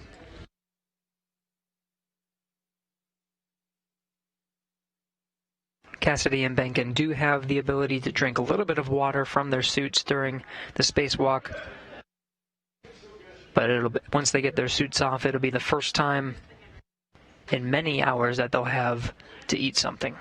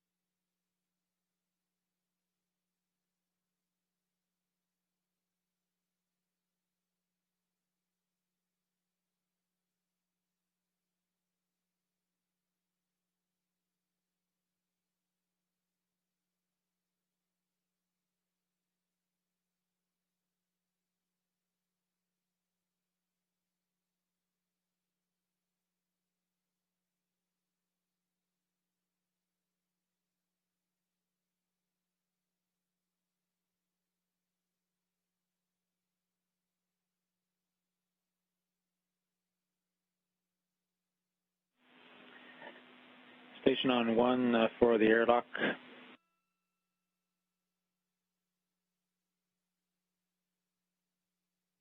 Go ahead. Hey, Doug, we're not seeing data coming from Chris's suit. Can you check that he's on pry and low?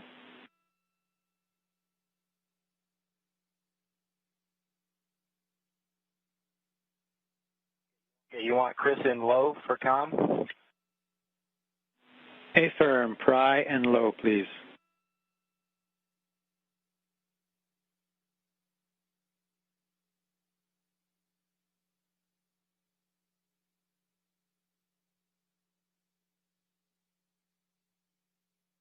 Okay, can you hear me now? Okay, that did it. Thank you.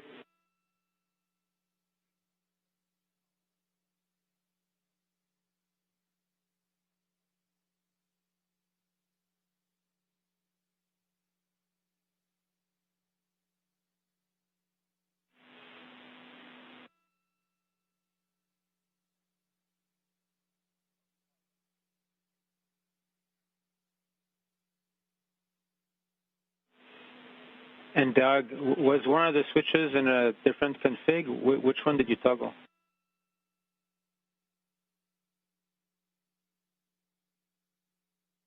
Went pry to hardline, back to pry.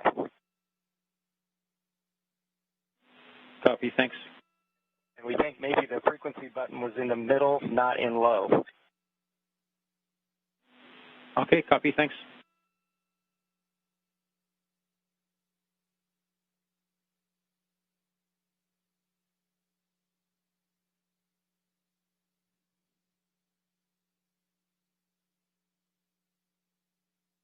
Once again, today's 6-hour and 1-minute spacewalk began at 6:13 a.m. Central Time and officially ended at 12:14 p.m. Central Time.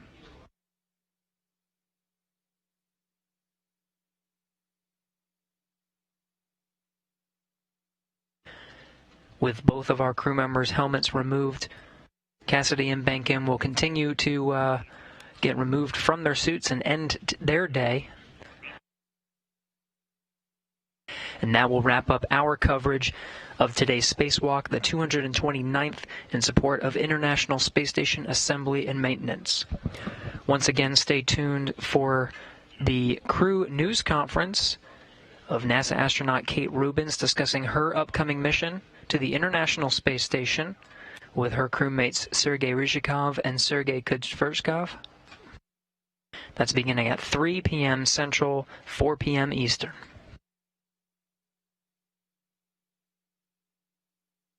Until then, this is Mission Control Houston.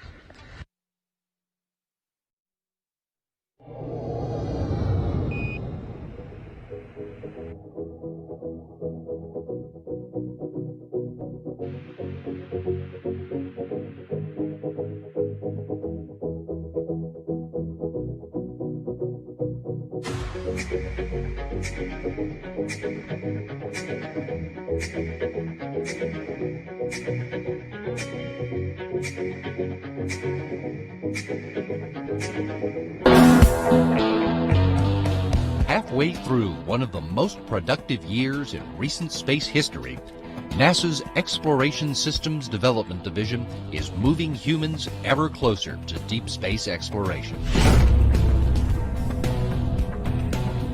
The Space Launch System, NASA's next-generation deep space launch vehicle, had an intense spring full of development and testing. Testing on the avionics system, responsible for controlling the Space Launch System's solid rocket boosters, began in April. The avionics system will ignite, steer, and jettison the two solid rocket boosters, and will continue to undergo an extensive series of tests this summer. In May, structural tests on the SLS booster forward skirt proved it could withstand millions of pounds of launch stress during a series of ground tests. The SLS core stage will be powered by 4 RS-25 engines that are now undergoing preparation for test firing at the Stennis Space Center in Mississippi. Following initial testing, the engines will be integrated with the core stage, and the entire assembly will be tested on the B-2 test stand. Because the SLS core stage is 50% longer than the Saturn moon rocket,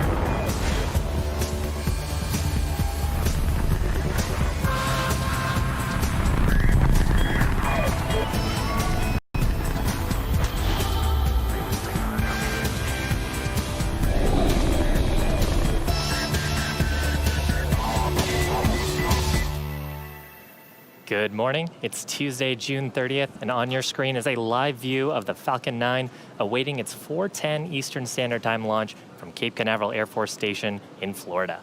My name is Shiva Bharadwaj, and I'm a space operations engineer here at SpaceX headquarters in Hawthorne, California. And welcome to our webcast coverage for the GPS-3 Space Vehicle number 3 launch for the United States Space Force. Now, the Global Positioning System, or GPS payload, is one that you're probably familiar with.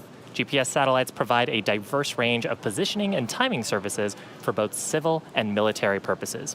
Now, the United States has been launching GPS satellites for the last 42 years, and today marks the 75th launch. This launch is also particularly special because it honors the memory of Colonel Thomas Falzarano, commander of the 21st Space Wing, Peterson Air Force Base in Colorado. The Space Force has dedicated this mission to his memory, and we will hear directly from General Raymond and others who knew and worked with him just before we enter into the first coast phase later on in the broadcast. Now, let's take a closer look at the vehicle that will launch the GPS-3 satellite and help us honor the memory of Colonel Thomas Falzarano. On your screen is a view of Space Launch Complex 40 with the Falcon 9, our 2-stage liquid-fueled launch vehicle, and it's getting ready for launch. Falcon 9 stands about 230 feet tall, which is greater than the wingspan of a 747 aircraft. Now, the bottom 2/3 of the vehicle is a brand new first stage, and its job is to accelerate the entire vehicle through the Earth's atmosphere up to the edge of space. Now, unlike our first GPS-3 mission from December in 2018, we will be attempting to recover the first stage on our drone ship named Just Read the Instructions, and it's currently stationed about 350 nautical miles off the east coast of Florida.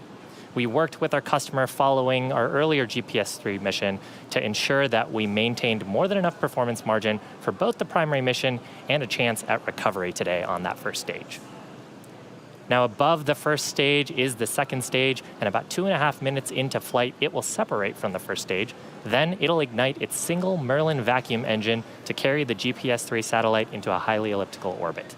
The apogee, or the highest point of that orbit, will ultimately end up at about 20,000 kilometers above the Earth's surface, at which point the satellite will then separate and then perform some burns to enter into a circular medium Earth orbit about 20,200 kilometers above the Earth.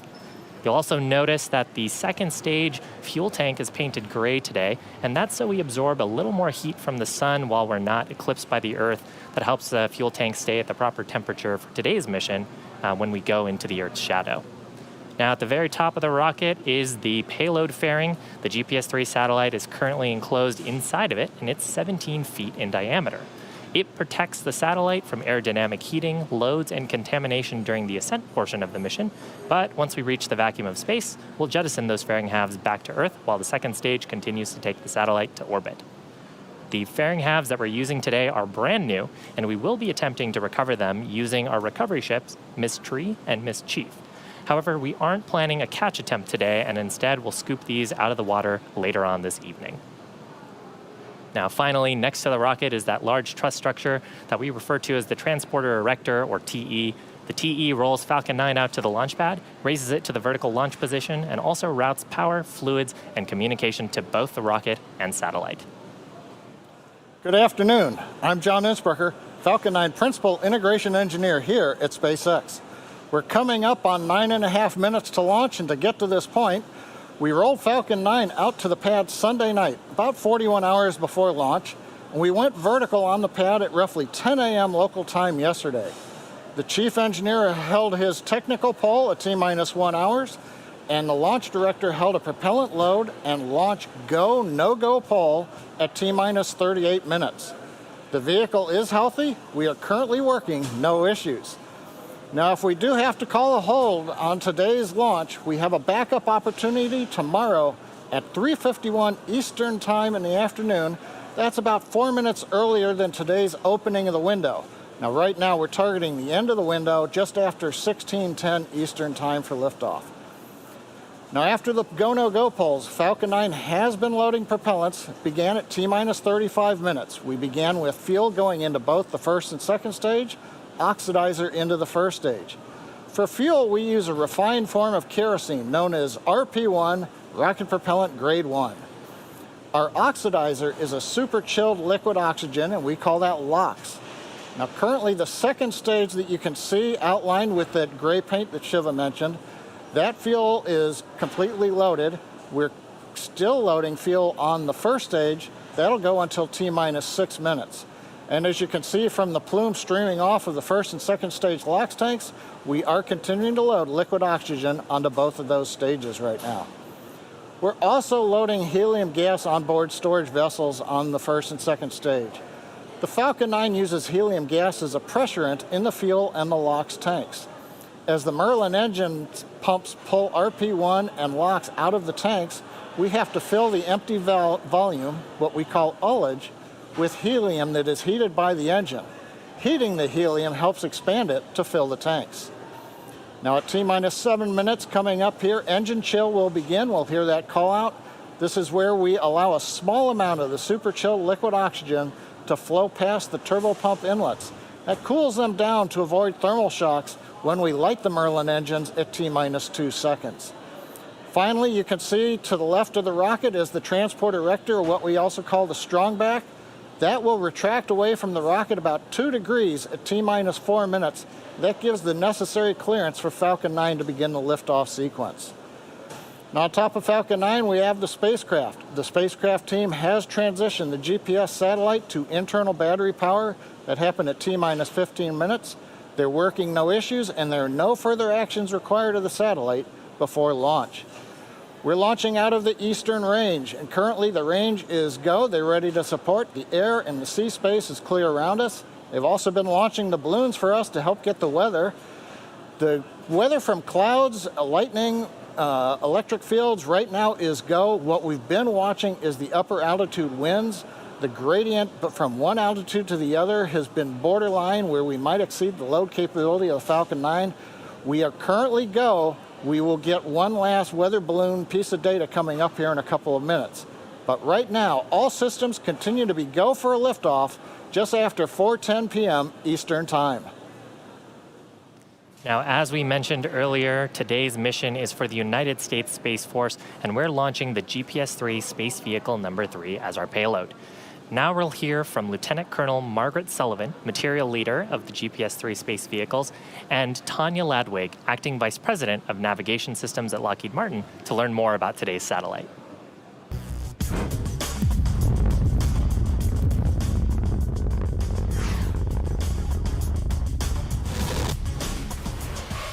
We use GPS every day. Today, everyone has GPS technology in their pocket.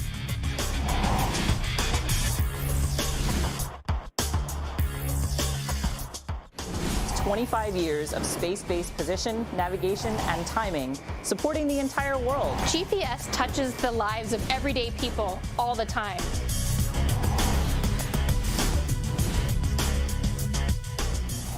It's changed the way we work, it's changed the way we play, with over 4 billion users worldwide.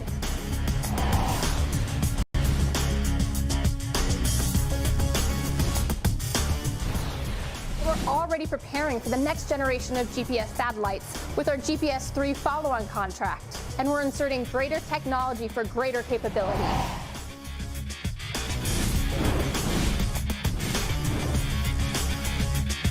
The brand new United States Space Force owns this premier asset and provides this position, navigation, and timing service to everyone.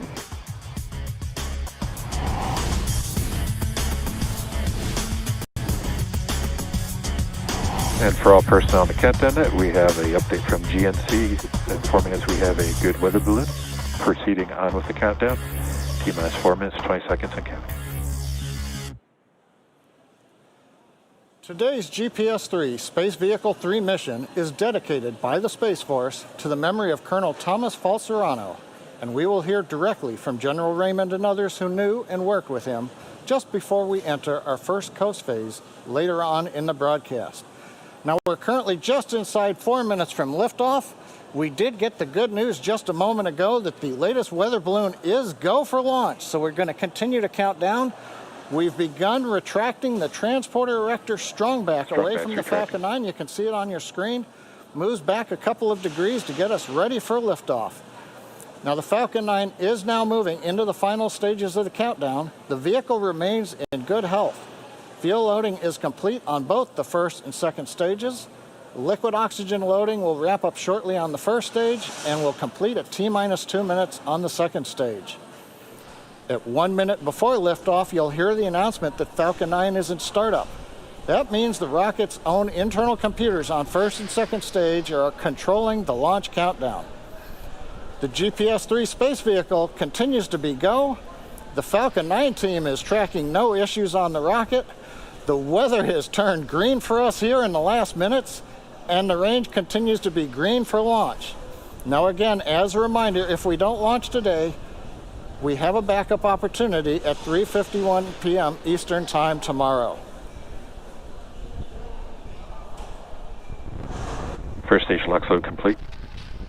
Launch director has just called out that the first stage LOX load is complete. We're now loading just liquid oxygen on the second stage. Approximately half a minute, LOX loading should complete on stage 2.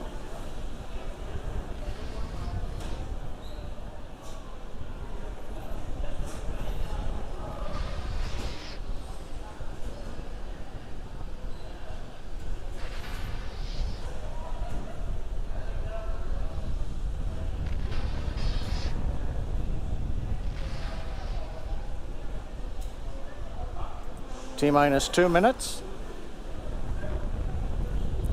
That announcement tells us that that chill-in that we began at T-minus 7 minutes has lasted long enough. And we are good for the ignition sequence on the Merlin engines coming up in just over a minute and 40 seconds.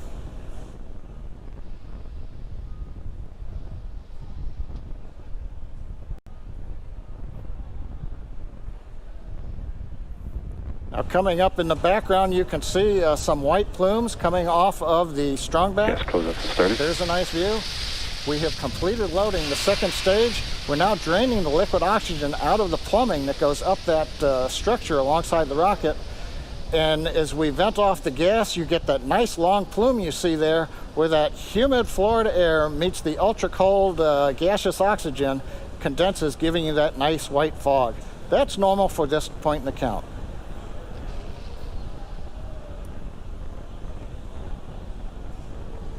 Falcon's in startup. AFTS configured for flight. Launch director has announced we're inside of a minute. We are in startup on the flight computers. We are also beginning to pressurize stage 1 and stage 2 for launch. Mission director is go for launch. We've heard the final call-outs. Mission director, launch director are go for launch. So at T-minus 30 seconds coming up, all systems are go for launch of Falcon 9 with GPS-3 space vehicle number 3.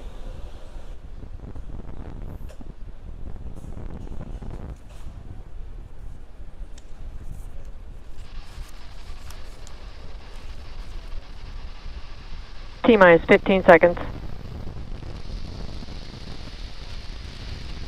10, 9, 8, 7, 6, 5, 4, 3, 2, 1, 0.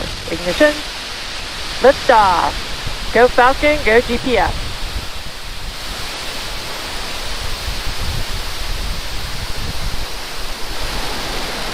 Vehicle is pushing down range. Chamber pressure.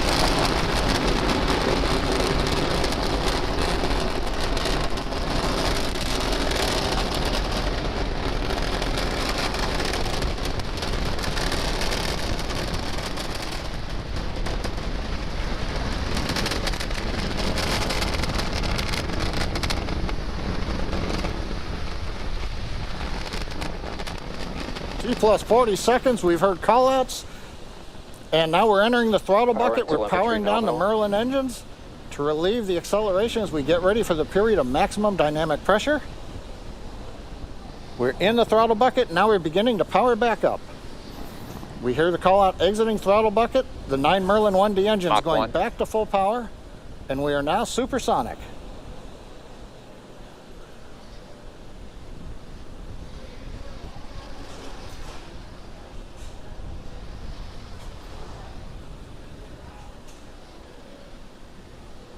Max Q. Guidance engineer calls out max Q, the period of maximum dynamic pressure, or Q, on the vehicle. From this point forward, although we go faster and faster, the thinner atmosphere will put less loads on the airframe of the rocket. Coming up next is chill-in of the upper stage engine. We've got a good trajectory. And back engine chill started. We've begun the chill-in of the upper stage engine. Power on the Merlin 1D engines looks good. Avionics reports everything is nominal.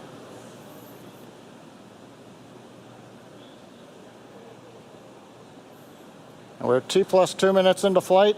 Next major activity in half a minute, shutdown of the 9 Merlin engines, separate the first and second stage, and ignite the second stage engine to carry GPS and the second stage into the first of 2 orbits today. This one will be the initial parking orbit.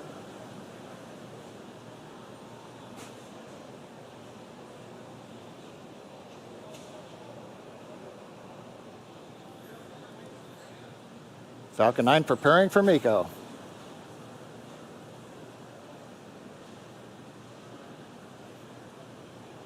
And MECO. Stage separation confirmed.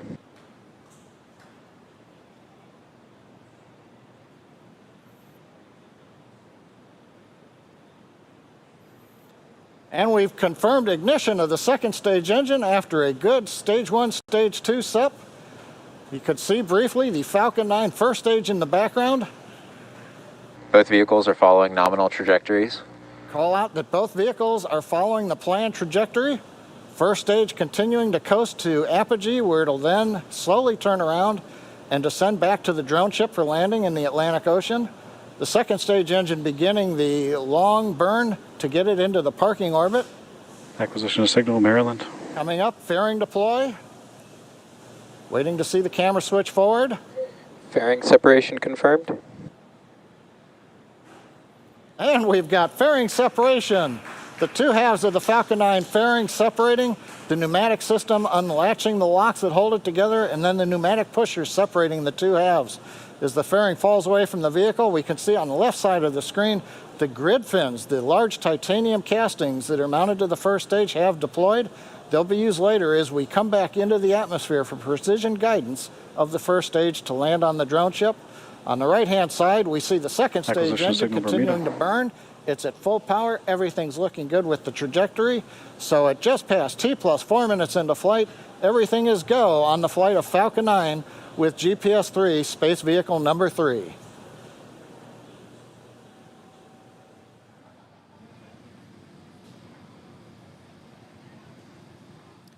T+4 minutes and 25 seconds into flight. We're currently in the first of 2 planned Merlin vacuum engine burns. Currently looking at the data, the second stage engine burn is nominal. On your left-hand screen, you can see the first stage as it's performing that reorientation that John and I talked about. The grid fins are deployed, and you're seeing some thruster plumes there from the attitude control system that are getting it ready so that the 9 Merlin 1D engines are pointed towards the atmosphere as it re-enters into Earth's atmosphere. Beautiful views of the planet beneath both the first stage and the second stage. Second stage is continuing into its burn. We're expecting this burn Both to vehicles last continue to follow nominal trajectories. 5 minutes and 15 seconds. And entry burn will actually begin on the first stage in just about a minute from now. During the entry burn, we'll ignite 3 of the Merlin 1D engines on the first stage. That'll give us a chance to slow down the stage as it ends up re-entering the Earth's atmosphere and reduce the aerodynamic loads as it starts to bite into the thicker parts of the air around our planet. You can see the Merlin vacuum engine on your right-hand screen, the nozzle extension there growing red hot. That's expected. We're really, we have such a long nozzle extension on there to try to get the most performance out of the pressure coming out of the thrust chamber on the second stage engine. So coming up here in about 15 seconds is entry burn. Watch for that on your left-hand screen. That'll ignite 3 of the Merlin 1D engines while second stage continues to burn towards that elliptical orbit with the GPS vehicle on board. Stage 1 FTS is saved.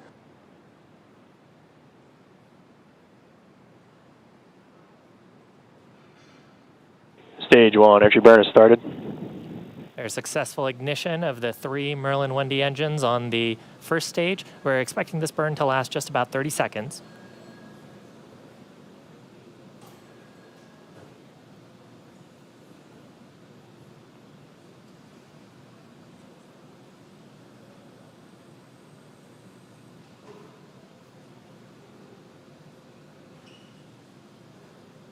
Stage 1, entry burn, shutdown.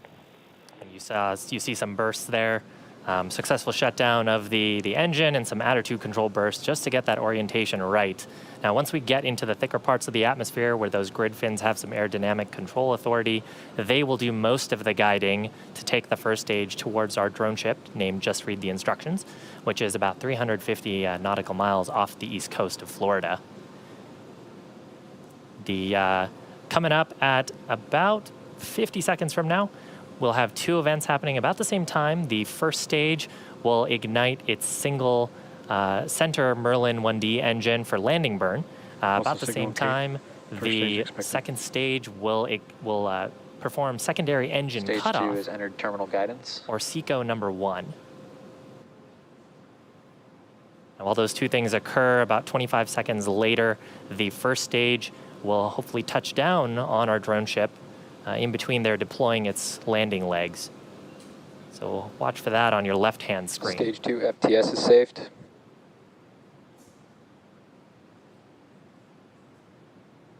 Drone ship, AOS.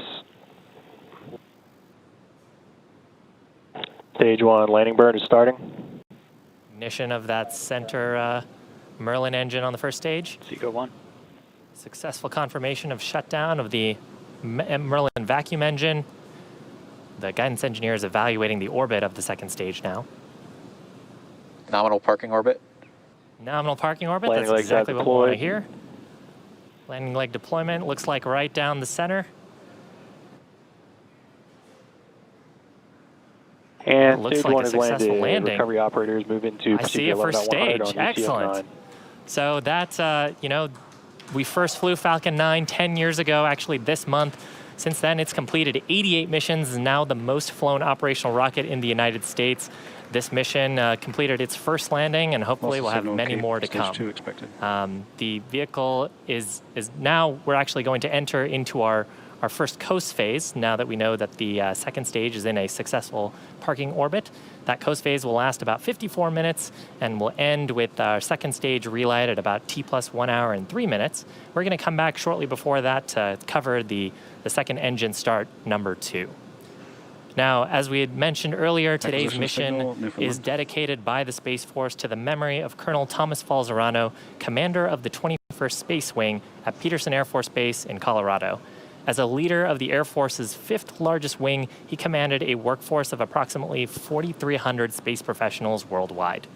We'll now hear from General Raymond and a number of Colonel Falzerano's colleagues in the Air Force and Space Force about the impact he had on all those he worked with.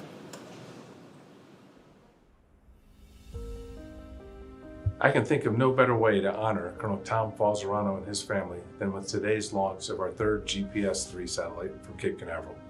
As a former commander of the 45th Operations Group, Tom not only understood the critical importance of our launch capabilities here on the Eastern Range, but he dedicated his entire military career to ensure our nation's space capabilities like GPS continue to fuel our modern way of life and our modern way of war. Tom was an incredible officer, leader, father, and friend who made a difference. He was in his prime as he led the 21st Space Wing at Peterson Air Force Base at such a critical point in our nation's history. Before that, he served as my senior executive officer, who worked tirelessly behind the scenes and put in long hours as we established the United States Space Command, our nation's 11th Combatant Command, and the United States Space Force, our newest branch of the Armed Services. Also signal Maryland's expected. Tom made a difference in the lives of his teammates and those he led. He will always be remembered for caring for his people while taking care of the mission. Tom had that unique gift of connecting with everyone he came in contact with. He always had a smile and a word of encouragement, no matter how demanding the situation was. Tom made a difference in the lives of his family. No one loved family more than he did. And in fact, Tom made us all feel like we were part of his family. As we watch today's Falcon 9 soar high into space, let Tom's legacy be a reminder for all of us to make a difference every single day, and how our greatest legacy is found in the relationships and the investments we make in the people around us. My sincere thanks to SpaceX, the 45th Space Wing, and the entire launch team for honoring Tom's legacy. Nobody knew how much the United States and our international allies rely on space capabilities every minute of every day more than Colonel Tom Falzarano. Tom took his mission responsibilities very seriously, but he was passionate about developing and taking care of the people under his command. Although we lost him well before his time, his outstanding legacy will live on through the air and space professionals he led and mentored during his 26-year career. For Tom's family, and in honor of his memory, on behalf of the 6,000 professionals of the Space and Missile Systems Center, we will continue to protect and defend the global commons of space and continue to mentor our people, which he so clearly cherished. Today's launch is dedicated to a warrior, a husband, a father, a friend, an American hero, and a man whose example and leadership will continue to influence our Air and Space Force well into the future. We're dedicating today's launch to Colonel Thomas Falzarano, who was the commander of the U.S. Space Force's 21st Space Wing when he tragically passed away a few weeks ago. In a way, dedicating this GPS-3 launch to Tom is wholly appropriate, as this next-generation satellite provides navigational guidance to the nation and the world. So did Tom provide lasting guidance and inspiration to all those he led and served with. It has been our great privilege to have known and served with Tom Falzarano, and we are proud to dedicate this launch to him. Colonel Falzarano was a strong, steady leader who was an instant friend to everyone he met. He built lasting connections everywhere he went, and he cared intensely about everyone. Here at the 21st Space Wing, we miss him every day, but we'll honor him and continue our mission. Strength and preparedness always. Colonel Falzarano led us by example to give of ourselves completely and compassionately. He taught us what it is to be built to last, to ensure what we build today will outlive us and last for those who come after us.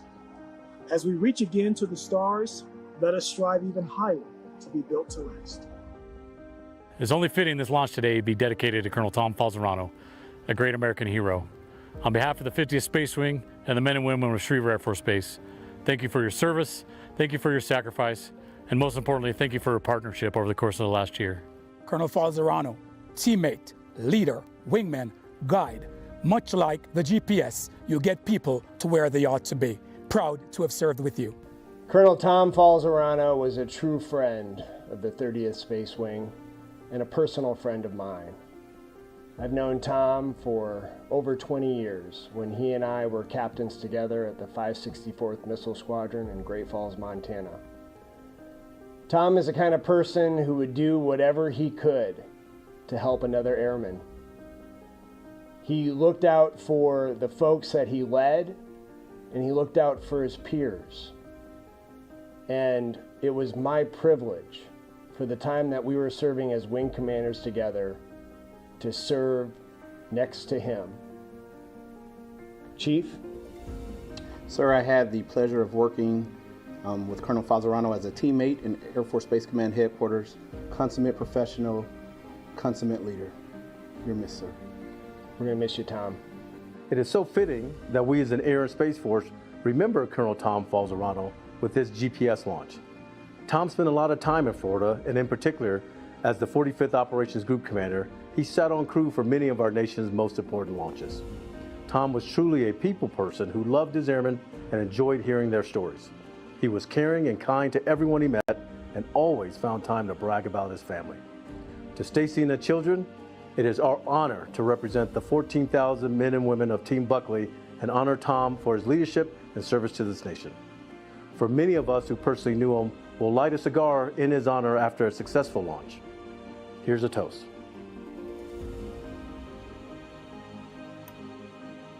It's my pleasure, along with other leaders of the United States Space Force, to honor the life of Colonel Tom Falzarano during the SpaceX Falcon 9 launch of the next GPS satellite. Colonel Falzarano is a former commander of the 45th Operations Group, and his legacy is felt throughout the Eastern Range. We have a saying in the 45th Space Wing: once a shark, always a shark. And the sharks of the wing are so sad to hear of the passing of Colonel Falzarano. We'd also like to pass on our condolences and tell Stacy and the children that our thoughts and prayers are with them. Falsey, I just want to say thank you for your many years of friendship to me personally, and to your many years of service to the United States and the United States Space Force. You left us too young. You are and will continue to be missed. Thank you.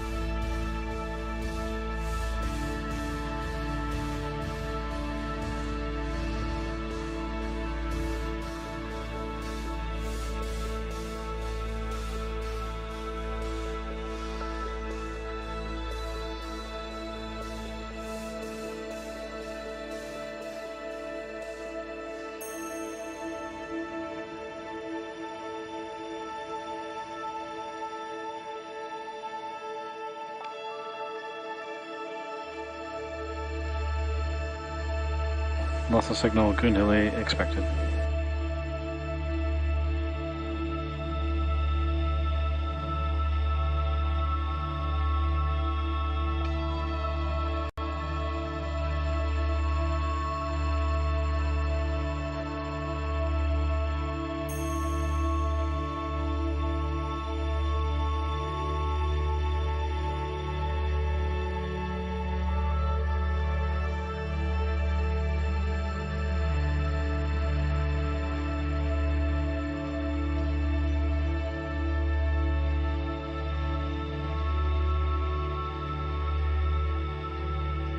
Loss of signal, Oak Hangar as expected.